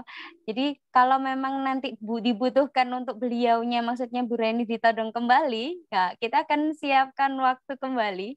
Jadi ini saya minta tolong sekali untuk satu penanya, satu pertanyaan dulu, ge. Jadi biar semuanya kebagian bertanya seperti itu karena di kolom chat juga sudah ngantri juga pertanyaan. Beliaunya malu nih raise hand ya. Jadi beliaunya sudah chat juga. Jadi kami juga harus harapannya bisa mengklirkan semua pertanyaannya rekan-rekan guru hebat yang ada di sini untuk bisa terjawab dengan baik oleh pemateri. Baik, pengantri berikutnya ada Bu Ida Ayu Mima. Saya persilahkan. Baik, selamat malam Bu Reni. Malam Ibu. Long time no see. Oke, pembahasan teman lama sepertinya, nggih. Nggih, PB. Kalau saya nyingkatnya PB, pembahasan bervariasi. Sebetulnya saya nyambung pertanyaannya Pak Safarudin Marpaung tadi, yang Bu Reni mungkin belum menjawab secara detail karena Pak Safarudin memang menyela sampai beliau paham. Kembali lagi gini Bu Reni, di asesmen awal ini kalau yang non kognitif mungkin kita bisa menerapkan satu kali ya. Mungkin di awal semester karena kan non kognitif kan mendeteksi gaya belajarnya anak seperti apa, minat belajar apa, minat atau hobinya dia apa. Tapi yang kognitif apakah harus setiap materi di awal materi. Jadi maksud saya gini Bu Reni, sepengetahuan saya kalau kita menerapkan PB ini, kita harus berani ribet. Satu media pasti lebih dari satu. Terus ditambah asesmen awal, kalau nanti jenengan jawabnya per materi sudah asesmen awal, berarti ya identik dengan ribet ya. Sebetulnya kalau nanti jawabannya tetap setiap materi ya resiko kita, tapi kan nanti di akhir seperti Bu Reni bilang, kita akan mudah menghandle murid kita dan meskipun hanya 50%, murid kita paham materi yang kita sampaikan karena memang berdasarkan kebutuhannya masing-masing. Mohon dijawab Bu Reni. Itu saja pertanyaan saya. Masya Allah, jadi bukan berarti ini merdeka belajar untuk muridnya atau untuk gurunya juga gitu nggih, harusnya ini merdekanya untuk gurunya juga, ngaten nggih Bu Ida. Iya, betul. Nggih, semoga nanti jawabannya Bu Reni setelah ini bisa membuat kita juga sama-sama mendengarkan kemerdekaan untuk para guru, ngaten nggih, di Merdeka Belajar ini. Masya Allah, silahkan Bu Reni. Pertanyaannya luar biasa ini, sedikit tapi nyelekit nih ya. Jadi hati-hati apa namanya kejeglong ini. Ini bisa jadi pertanyaan jebakan ini, Masya Allah. Karena memang luar biasa pertanyaannya, Masya Allah. Silakan Bu Reni. Oke, terima kasih Bu Ida. Jadi tadi yang kognitif, non kognitif. Kalau yang non kognitif bisa kita dari awal kita tidak ulang lagi gitu. Gimana yang kognitif gitu? Yang kognitif itu bisa di awal semester Bapak Ibu kan ini ya sudah paham materi-materi yang sekiranya itu berkaitan. Nah, dan kalau misalnya itu pertanyaan kan tidak harus 3, jadi boleh 4, boleh 5 gitu. Nah, kalau di contoh modul ajar, di modul ajar itu memang di awal itu ada kognitif. Ya, ada kognitif. Nah, di modul ajar itu kalau sekarang kan RPP ya. Kalau yang di K13 itu RPP, kalau yang sekarang di kurikulum Merdeka itu modul ajar. Nah, di satu modul ajar itu kan ada beberapa pertemuan gitu, beberapa pertemuan. Nah, di beberapa pertemuan itu misalnya ada 5 kali pertemuan gitu. Ini bisa di awal saja untuk apa yang kognitif, tidak perlu per materi gitu ya. Ya.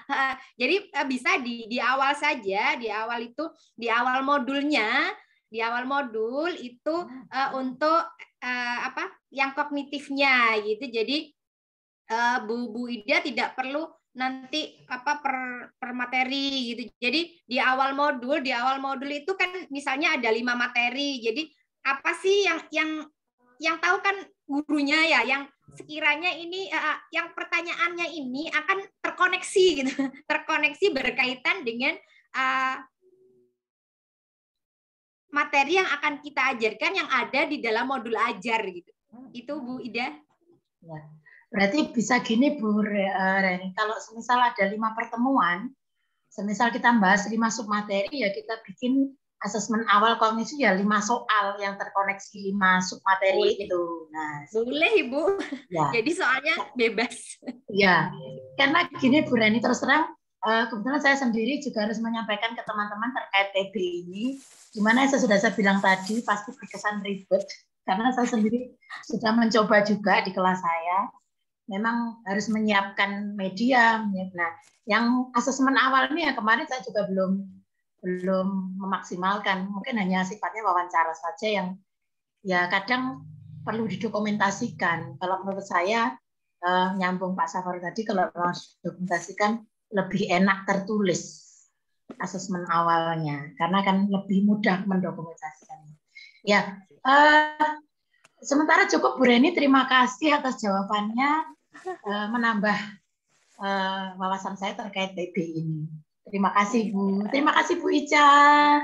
Sama-sama Bu Ida. Terima kasih buat pertanyaan hebatnya, Masya Allah. Jadi di sini tadi bukan hanya Bu Reni sebagai pemateri, tapi teman-teman itu secara tidak langsung sudah menerapkan itu sebelumnya dan menambahkan kasana wawasan kita terhadap materi yang sebelumnya sudah disampaikan Bu Reni, Masya Allah. Ya, terima kasih buat pertanyaan-pertanyaan hebatnya. Baik, di sini masih ada yang angkat tangan, yaitu Bapak Khairul Anwar. Saya persilahkan. Makasih kesempatannya. Mbak Reni, Pak Khairul, Situ Bondo. Ya, selamat malam Bapak. Ini teman saya S2. Masya Allah. Langsung aja Mbak Reni ya. Oke, monggo Bapak. Ingat diskusi dulu tuh. Iya. Gini Mbak Reni, saya sangat tertarik pembelajaran berdiferensiasi itu. Tapi terus terang saya belum paham banget tuh masalah pembelajaran diferensiasi. Yang saya baca tuh gini, kan pengelompokan murid itu ada 3 menurut Tomlinson kalau nggak keliru. Ada kesiapan belajar, readiness ya, kemudian minat siswa dan profil belajar murid. Yang diasesmenkan awal itu boleh milih salah satu atau ketiga-tiganya gitu loh. Kalau misalnya kemudian itu dilakukan, data kita sudah dapat, lalu bagaimana dasar pengelompokan siswanya dengan materi-materi tertentu pada pertemuan-pertemuan tertentu. Itu yang pertama. Kemudian yang kedua, yang tertarik tadi saya ketika mencontohkan mikroskop gitu ya. Jadi Pak Reni tadi mencontohkan di kelas mempelajari tentang mikroskop. Ketika siswa dikelompokkan berdasarkan profil belajar muridnya, ada yang suka gambar, ada yang suka presentasi, ada yang suka bercerita dan sebagainya. Itu kan produknya loh. Pertanyaan saya adalah ketika produknya berbeda, gimana dengan prosesnya? Bayangan saya apakah anak-anak itu dapat mengerjakan LK yang berbeda atau bagaimana? Itu aja Mbak Reni, 2 pertanyaan. Mohon maaf karena wifi-nya agak lelet, saya enggak pakai kamera. Gitu aja Mbak. Cukup saya kira. Baik, terima kasih, tercatat dengan baik Pak Khairul Anwar. Monggo langsung disikapi. Padahal tadi satu penanya, satu pertanyaan, tapi diembui sama Pak Khairul Anwar. Tapi kayaknya masih satu rangkaian, saya persilahkan Bu Reni. Oke, jadi Pak Khairul tadi kan ada 3 pengelompokan gitu kan ya, yang untuk asesmen awal. Jadi Bapak, ketika kita mengelompokkan minatnya gitu, ketika kita apakah 3-tiganya tadi ada minat, ada profil, terus satunya apa tadi Pak? Kesiapan belajar, readiness. Oke, kesiapan belajar. Nah, ketika tadi assessment itu ada kognitif dan non kognitif, maka 3-tiganya ini akan terekam gitu. Jadi 3-tiganya akan terekam ketika kita menggunakan assessment awal itu yang kognitif dan non kognitif.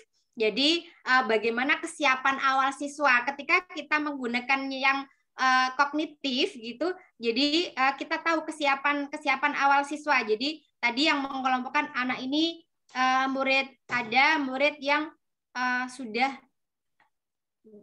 tahu mikroskop gitu, sudah tahu mikroskop karena dia sudah baca. Ada yang sama sekali tidak tahu mikroskop, gambarnya mikroskop lo karo gitu, tidak tahu gambar mikroskop kayak apa gitu. Kemudian dari situ dari kita bisa mengetahui kesiapan awal dari kognitif tadi. Kalau yang tadi minat belajarnya itu yang secara non kognitif. Kemudian apakah 3-tiganya harus dilakukan? Ketika Bapak sudah melakukan kognitif non kognitif, maka otomatis 3-tiganya ini akan terekam gitu. Kemudian tadi ketika diferensiasi pembelajaran pada saat mengelompokkan ikan tadi ada yang produk. Sebentar, kita bukakan yang tadi. Nah, ini yang konten, nah ini yang proses. Nah, ini Bapak, yang proses adalah pada saat anak-anak ini menjelaskan mikroskop dengan menggunakan gambar, kemudian menjelaskan mikroskop yang bagian-bagiannya saja, kemudian menjelaskan mikroskop dengan menggunakan video. Ini adalah prosesnya, proses diferensiasi prosesnya. Jadi pada prosesnya mereka menggunakan cara yang berbeda.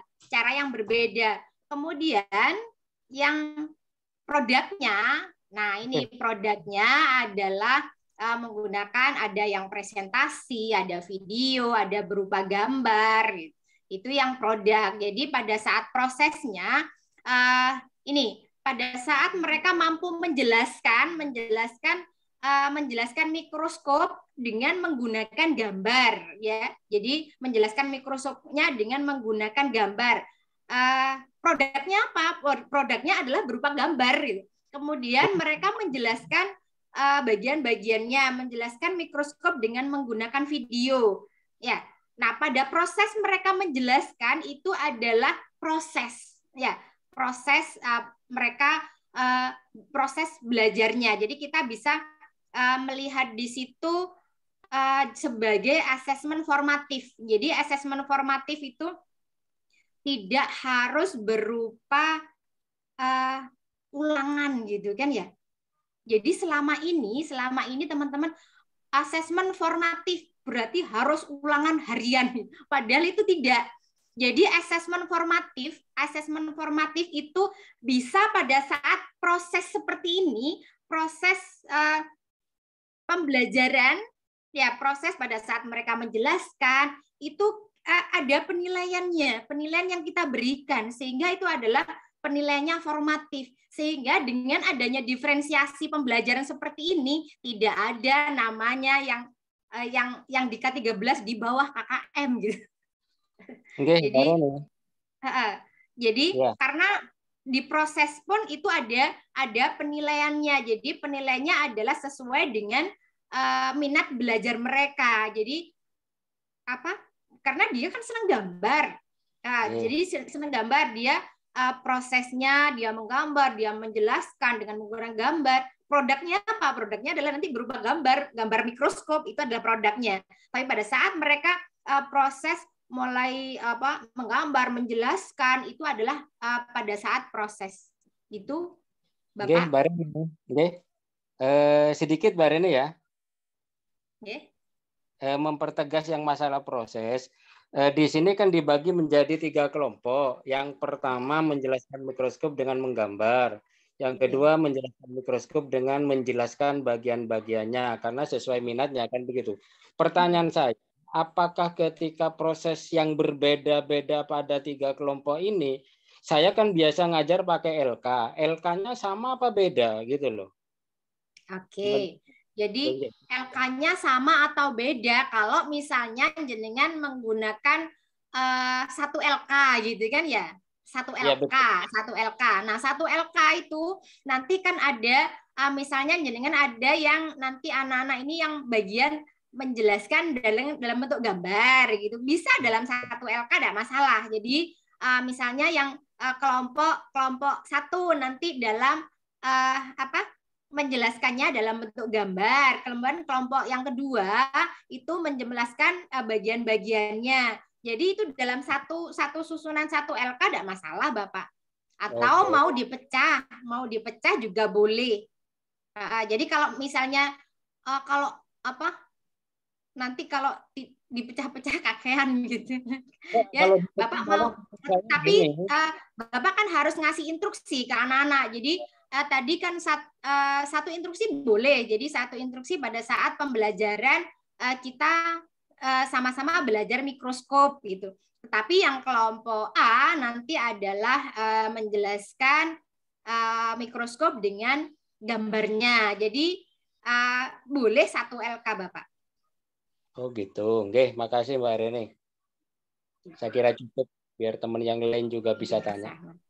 Masya Allah, tabarakallah Pak Khairul Anwar, pertanyaan hebatnya. Jadi bisa dibuat simpel, bisa dibuat lebih rumit, bisa dibuat lebih detail.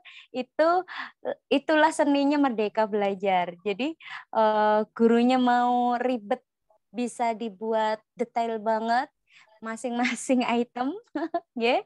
Jadi kalau mau simple bisa dijadikan satu.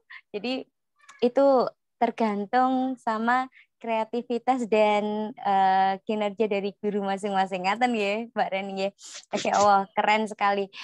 Pertanyaannya itu makin malam makin kayaknya makin deg-deg gitu.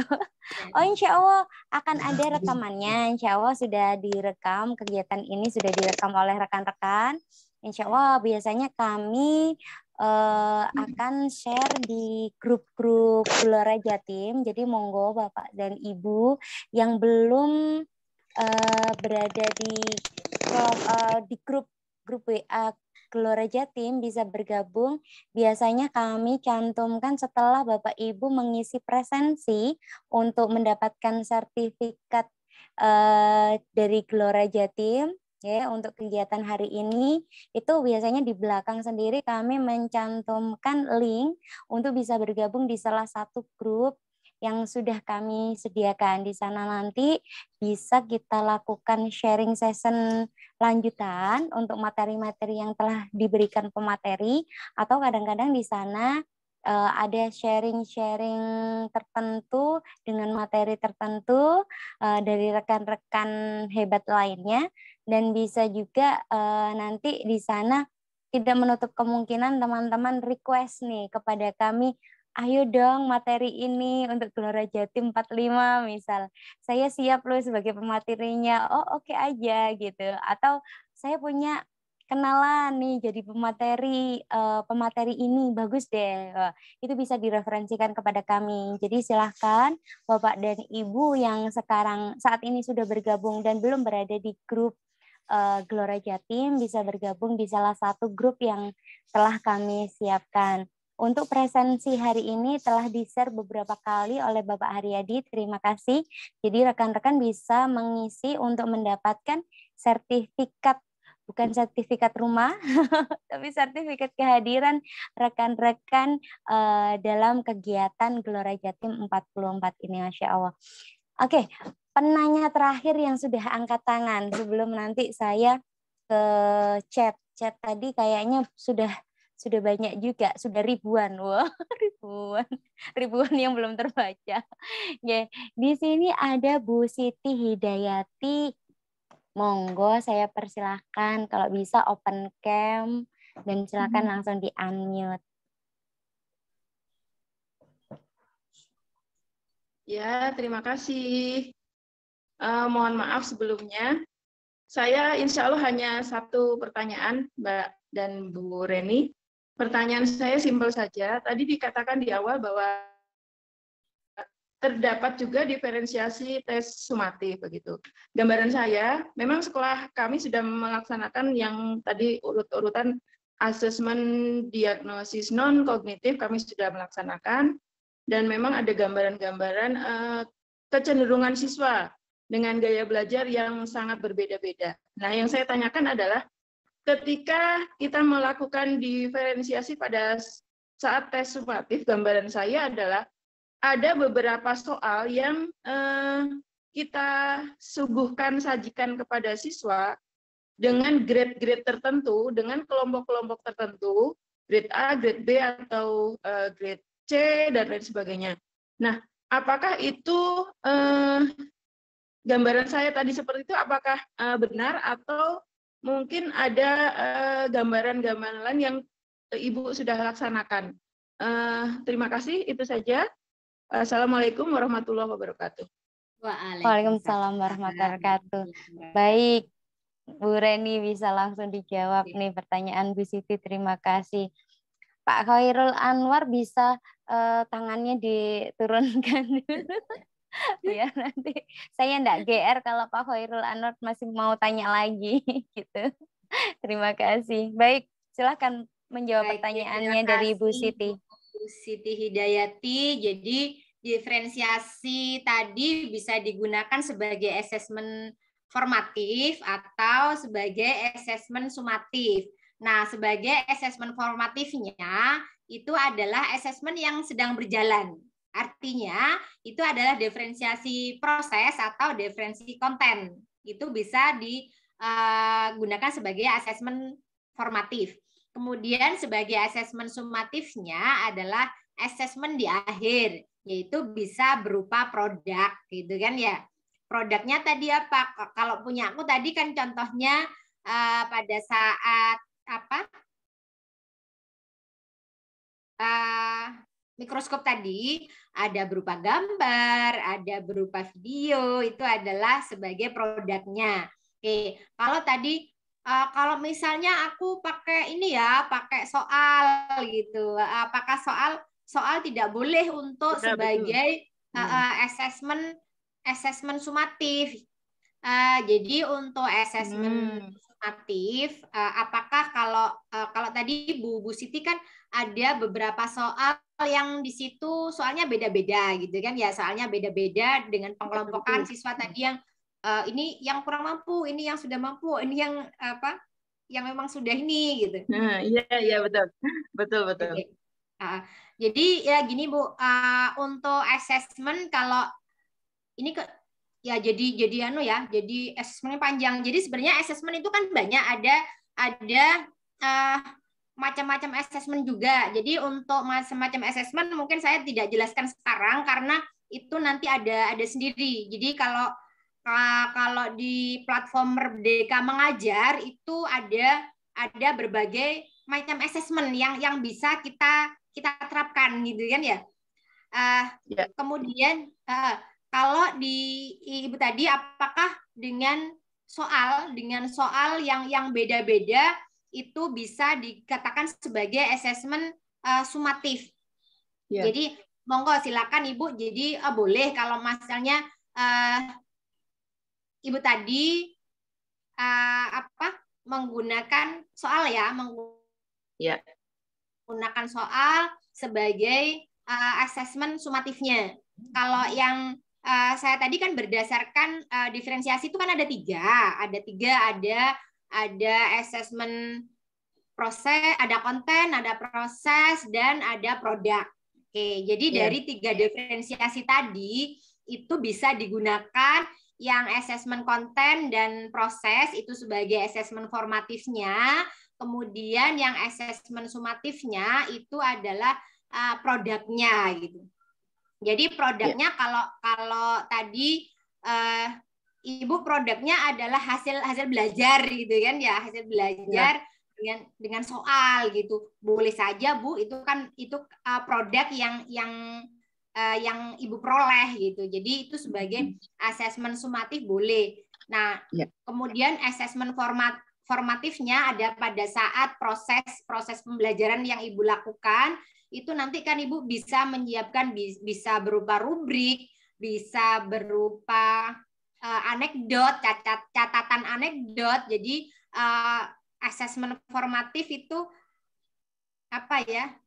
tergantung juga dari awal tujuan pembelajaran yang ketika Bapak Ibu menentukan tujuan pembelajaran, Bapak Ibu juga sudah menentukan asesmen yang akan Bapak Ibu gunakan. Jadi di awal itu Bapak Ibu sudah menyiapkan untuk asesmennya juga. Jadi pada saat Bapak Ibu membuat modul ajar mulai dari asesmen awal, kemudian bagaimana tujuan pembelajaran, kemudian alur pembelajarannya, sampai di konten pembelajaran, kemudian proses pembelajarannya, sampai di akhirnya Bapak Ibu sudah ini termasuk asesmen yang sudah yang akan Bapak Ibu gunakan pada saat pembelajaran. Nah, asesmen ini kan sudah dari awal Bapak Ibu tentukan sesuai dengan tujuan pembelajaran Bapak Ibu.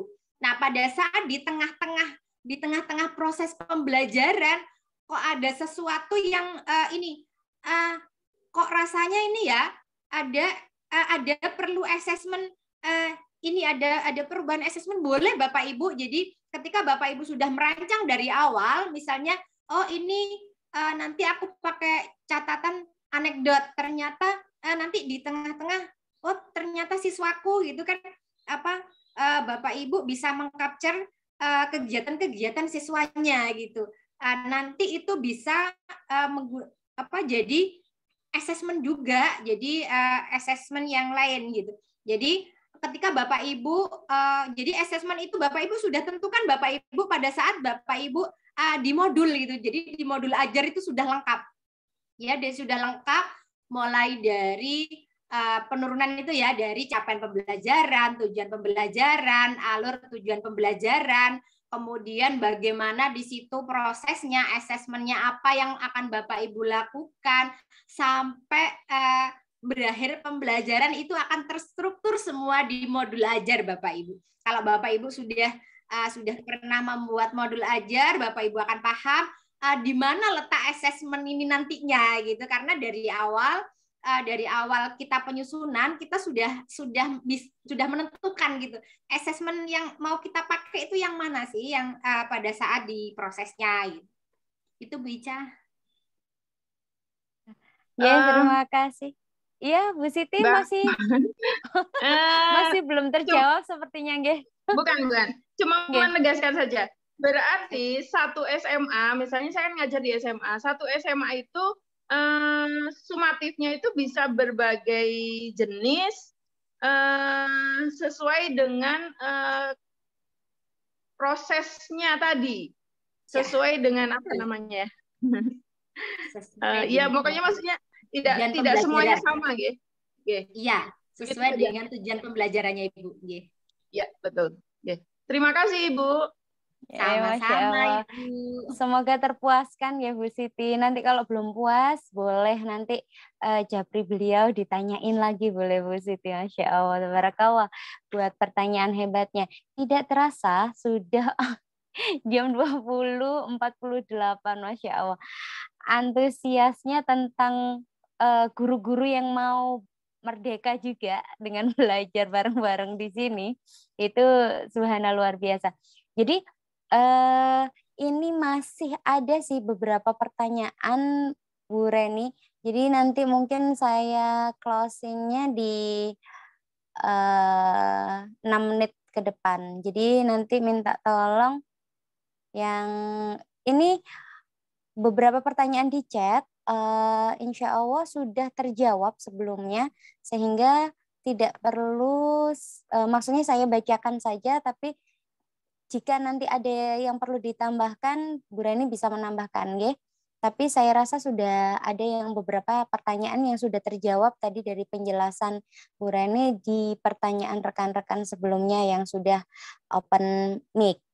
Baik, ini apakah aplikasi diferensiasi konten, proses, atau produk harus dilakukan sekaligus atau boleh salah satu saja? Ini tadi insya Allah sudah terjawab. Atau mungkin ada tambahan, Bu Reni? Tadi sudah dijawab. Sudah terjawab, betul. Berikutnya, bagaimana tips mengoptimalkan cara membuat media belajar dan bahan ajar yang baik dalam kurikulum Merdeka Belajar? Ini sepertinya belum, jadi bisa ditambahkan sedikit, Bu Reni. Saya persilahkan. Jadi bagaimana membuat bahan ajar sama apa tadi Bu Ica? Media ajar. Oke. Jadi bagaimana membuat media ajar dan bahan ajar yang baik di di kurikulum Merdeka Mengajar. Jadi Bapak Ibu sebenarnya pada saat kita pembelajaran kita tidak perlu menggunakan misalnya ada ini loh aplikasi yang baiknya gitu, kita teknologi yang mutakhir gitu kan ya. Jadi gini Bapak Ibu, pada saat Bapak Ibu menyusun media pembelajaran kemudian bahan ajar itu seperti apa, gunakanlah media ajar dan bahan ajar yang itu yang sesuai dengan kondisi murid kita Bapak Ibu. Ya, sesuai dengan kondisi murid kita. Kalau misalnya nih, misalnya kita ada di desa gitu ya, ada di desa, kita paksakan anak-anak menggunakan teknologi yang cek canggihnya gitu, cek canggihnya. Sementara mereka enggak ngerti gitu, enggak connect gitu, sehingga pembelajaran itu tidak lagi berpihak pada murid. Padahal di Merdeka Mengajar itu adalah pembelajaran yang berpihak pada murid. Bagaimana murid-murid kita itu bisa menguasai konten pembelajaran yang sesuai dengan kondisi nyata yang ada di sekitar mereka. Ya, makanya ada banyak kan di kurikulum Merdeka, di situ ada penerapan profil pelajar Pancasila yang nantinya itu adalah disesuaikan dengan kondisi daerah masing-masing. Nah, antar sekolah nggak usah jauh-jauh, jadi antar sekolah satu dan misalnya sekolah saya SDN Paleran 1 dengan SDN Paleran 2. Nah, SDN Paleran 1 dengan Paleran 2 meskipun bertetangga, yang SDN Paleran 1 ini kondisi sekolahnya itu dekat dengan jalan raya, dekat dengan sungai. Sedangkan SDN Paleran 2 itu adalah dekat dengan pasar gitu, dekat dengan pasar. Maka model pembelajarannya ini bisa beda dua sekolah yang bertetangga ini. Jadi Bapak Ibu, ketika Bapak Ibu menggunakan media ajar dan bahan ajar, gunakanlah media yang sesuai dengan kondisi nyata yang ada di sekitar Bapak Ibu. Jadi yang itu memudahkan siswa ketika murid-murid kita itu belajar dengan kondisi nyata yang ada di sekitarnya, itu akan lebih memudahkan mereka, bukan memudahkan kita ya, bukan memudahkan kita. Seringkali kan yang penting kan gurunya penak gitu ya, yang penting gurunya mudah. Kita tidak peduli apakah murid kita itu bisa atau enggak, ngerti apa enggak, yang penting wis tak kasih gitu. Jadi kalau yang kemarin-kemarin kita harus menyelesaikan materi ini, kita dikejar-kejar materi gitu. Di kurikulum Merdeka tidak seperti itu. Jadi kita bukan dikejar materi, karena di kurikulum Merdeka kita kan bebas untuk menata gitu, di capaian pembelajaran. Kalau misalnya di fase A. Fase A itu ada kelas 1, kelas 2. Kelas 1, kelas 2. Kalau yang kita sekarang ya di K13, kelas 1 ya kelas 1, kelas 2 ya kelas 2 gitu kan ya. Tetapi di kurikulum Merdeka itu tidak. Karena di satu fase misalnya ada 10 capaian pembelajaran. Nah, 10 capaian pembelajaran bukan berarti diurut CP1, 2, 3, 4 sampai 10. Jadi boleh saja di kelas 1 nanti kayaknya sesuai di CP10 kayaknya cocok ditaruh di kelas 1. Kemudian di sekolah lain kayaknya CP9 deh yang cocok di kelas 1. Jadi kita bebas Bapak Ibu untuk ini. Jadi kita tidak ada tidak terkekang gitu kan ya. Kalau selama ini kita kan terkekang. Pokoknya harus selesai buku kelas 1 ya wis ini gitu. Tidak ada pilihan. Tetapi di kurikulum Merdeka tidak, sehingga kita untuk media ajar, bahan ajar itu kita bebas Bapak Ibu. Kayak tadi contohnya di buku ajar yang kita punya itu kan contohnya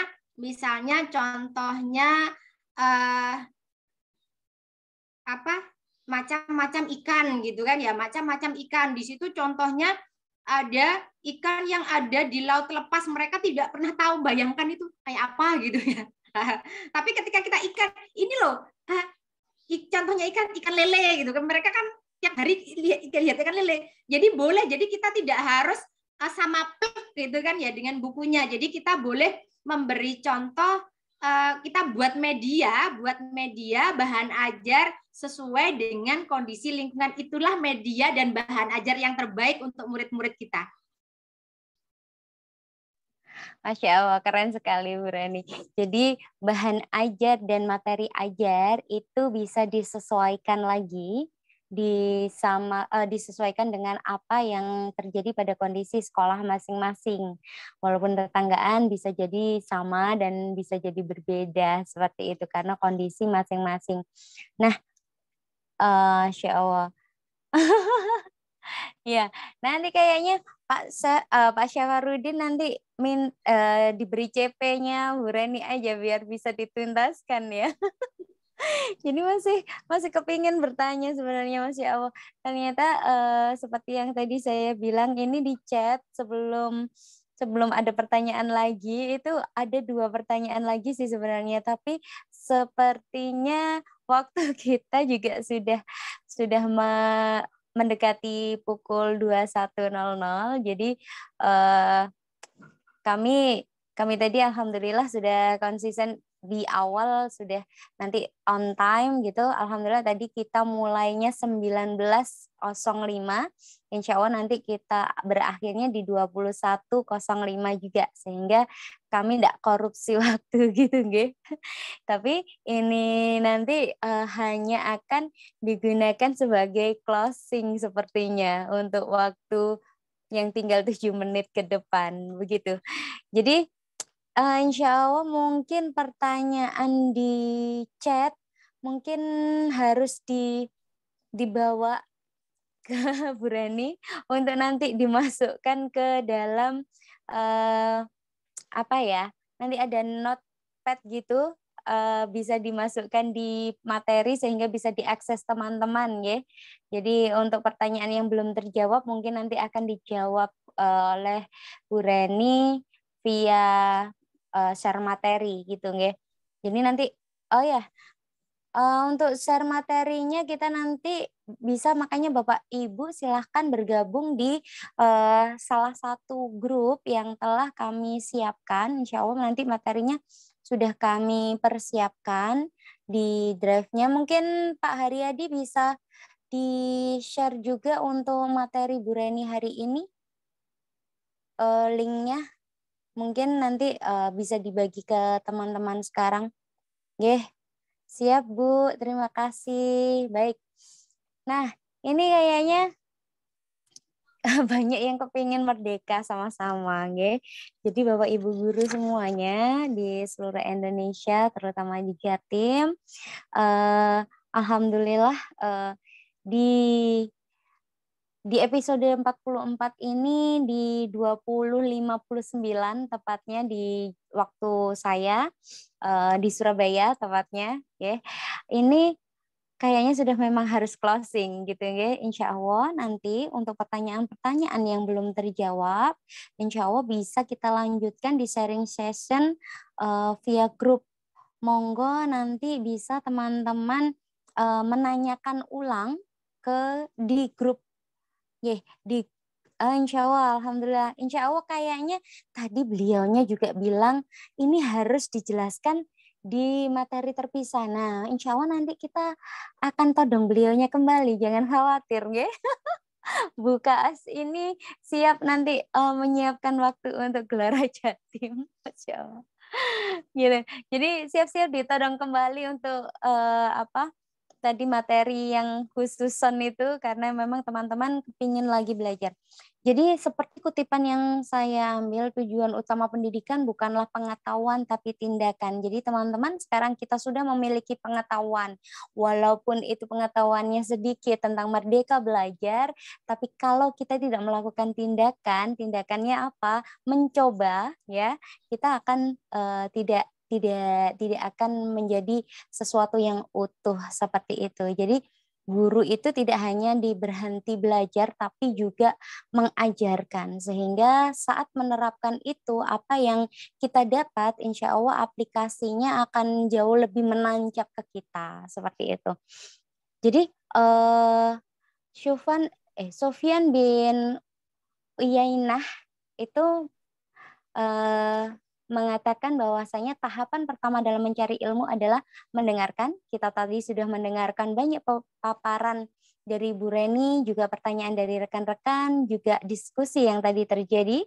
Kemudian diam dalam artian setelah mendengarkan itu kita meresapi dalam dan menyimak dengan penuh perhatian, lalu menjaganya. Jadi kita tadi sudah memperhatikan pemaparan, lalu kita menjaganya dalam artian untuk diamalkan, lalu mengamalkannya, kemudian menyebarkannya. Jadi Bapak Ibu guru, seperti yang kutipan yang tadi saya ambil tadi, silahkan apa yang sudah didapatkan Bapak Ibu di Gelora Jatim episode 44 ini bersama Bu Reni bisa dikelola kembali, bisa diterapkan, bisa langsung diuji cobakan.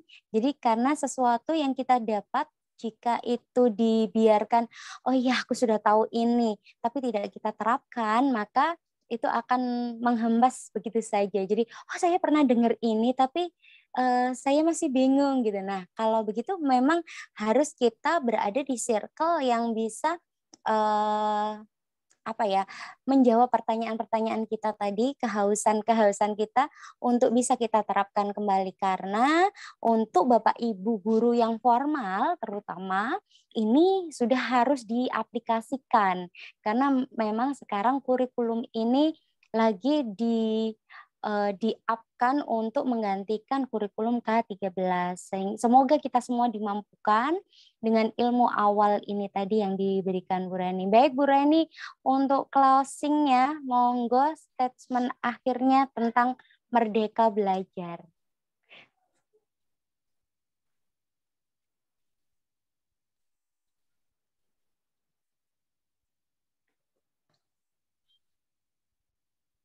Ayo. Bu Ica suaranya hilang. Iya, Bu Reni, saya persilakan Bu Reni untuk closing. Halo, Bu Reni? Atau suara ya, saya tidak terima terdengar? kasih Bu Ica. Oke, terima kasih Bu Ica dan Bapak Ibu guru hebat yang malam ini kita belajar bareng-bareng ya Bapak Ibu.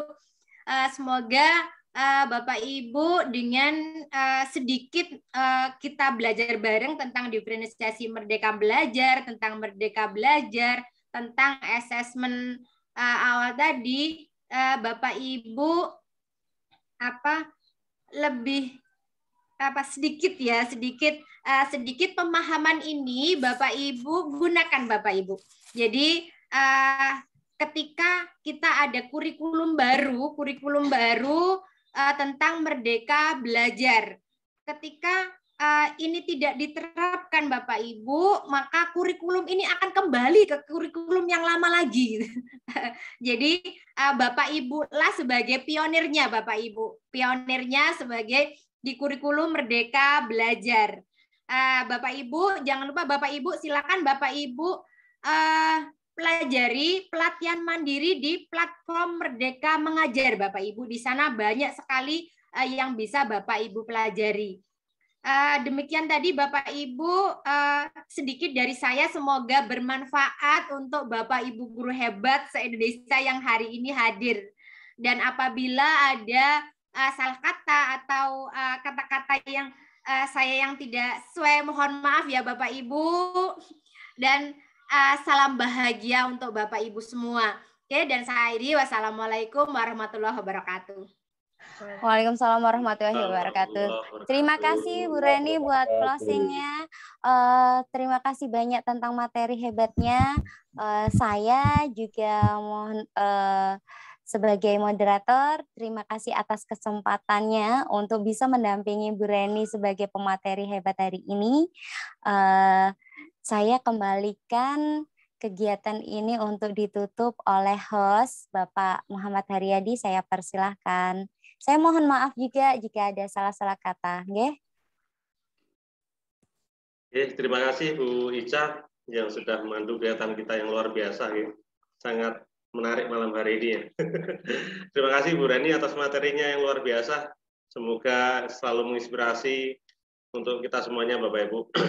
Bapak Ibu, terima kasih atas hadirnya pada malam hari ini. Silakan nanti Bapak Ibu yang belum bergabung di grup WA di Gelora Jatim atau di kegiatan-kegiatan kita ya.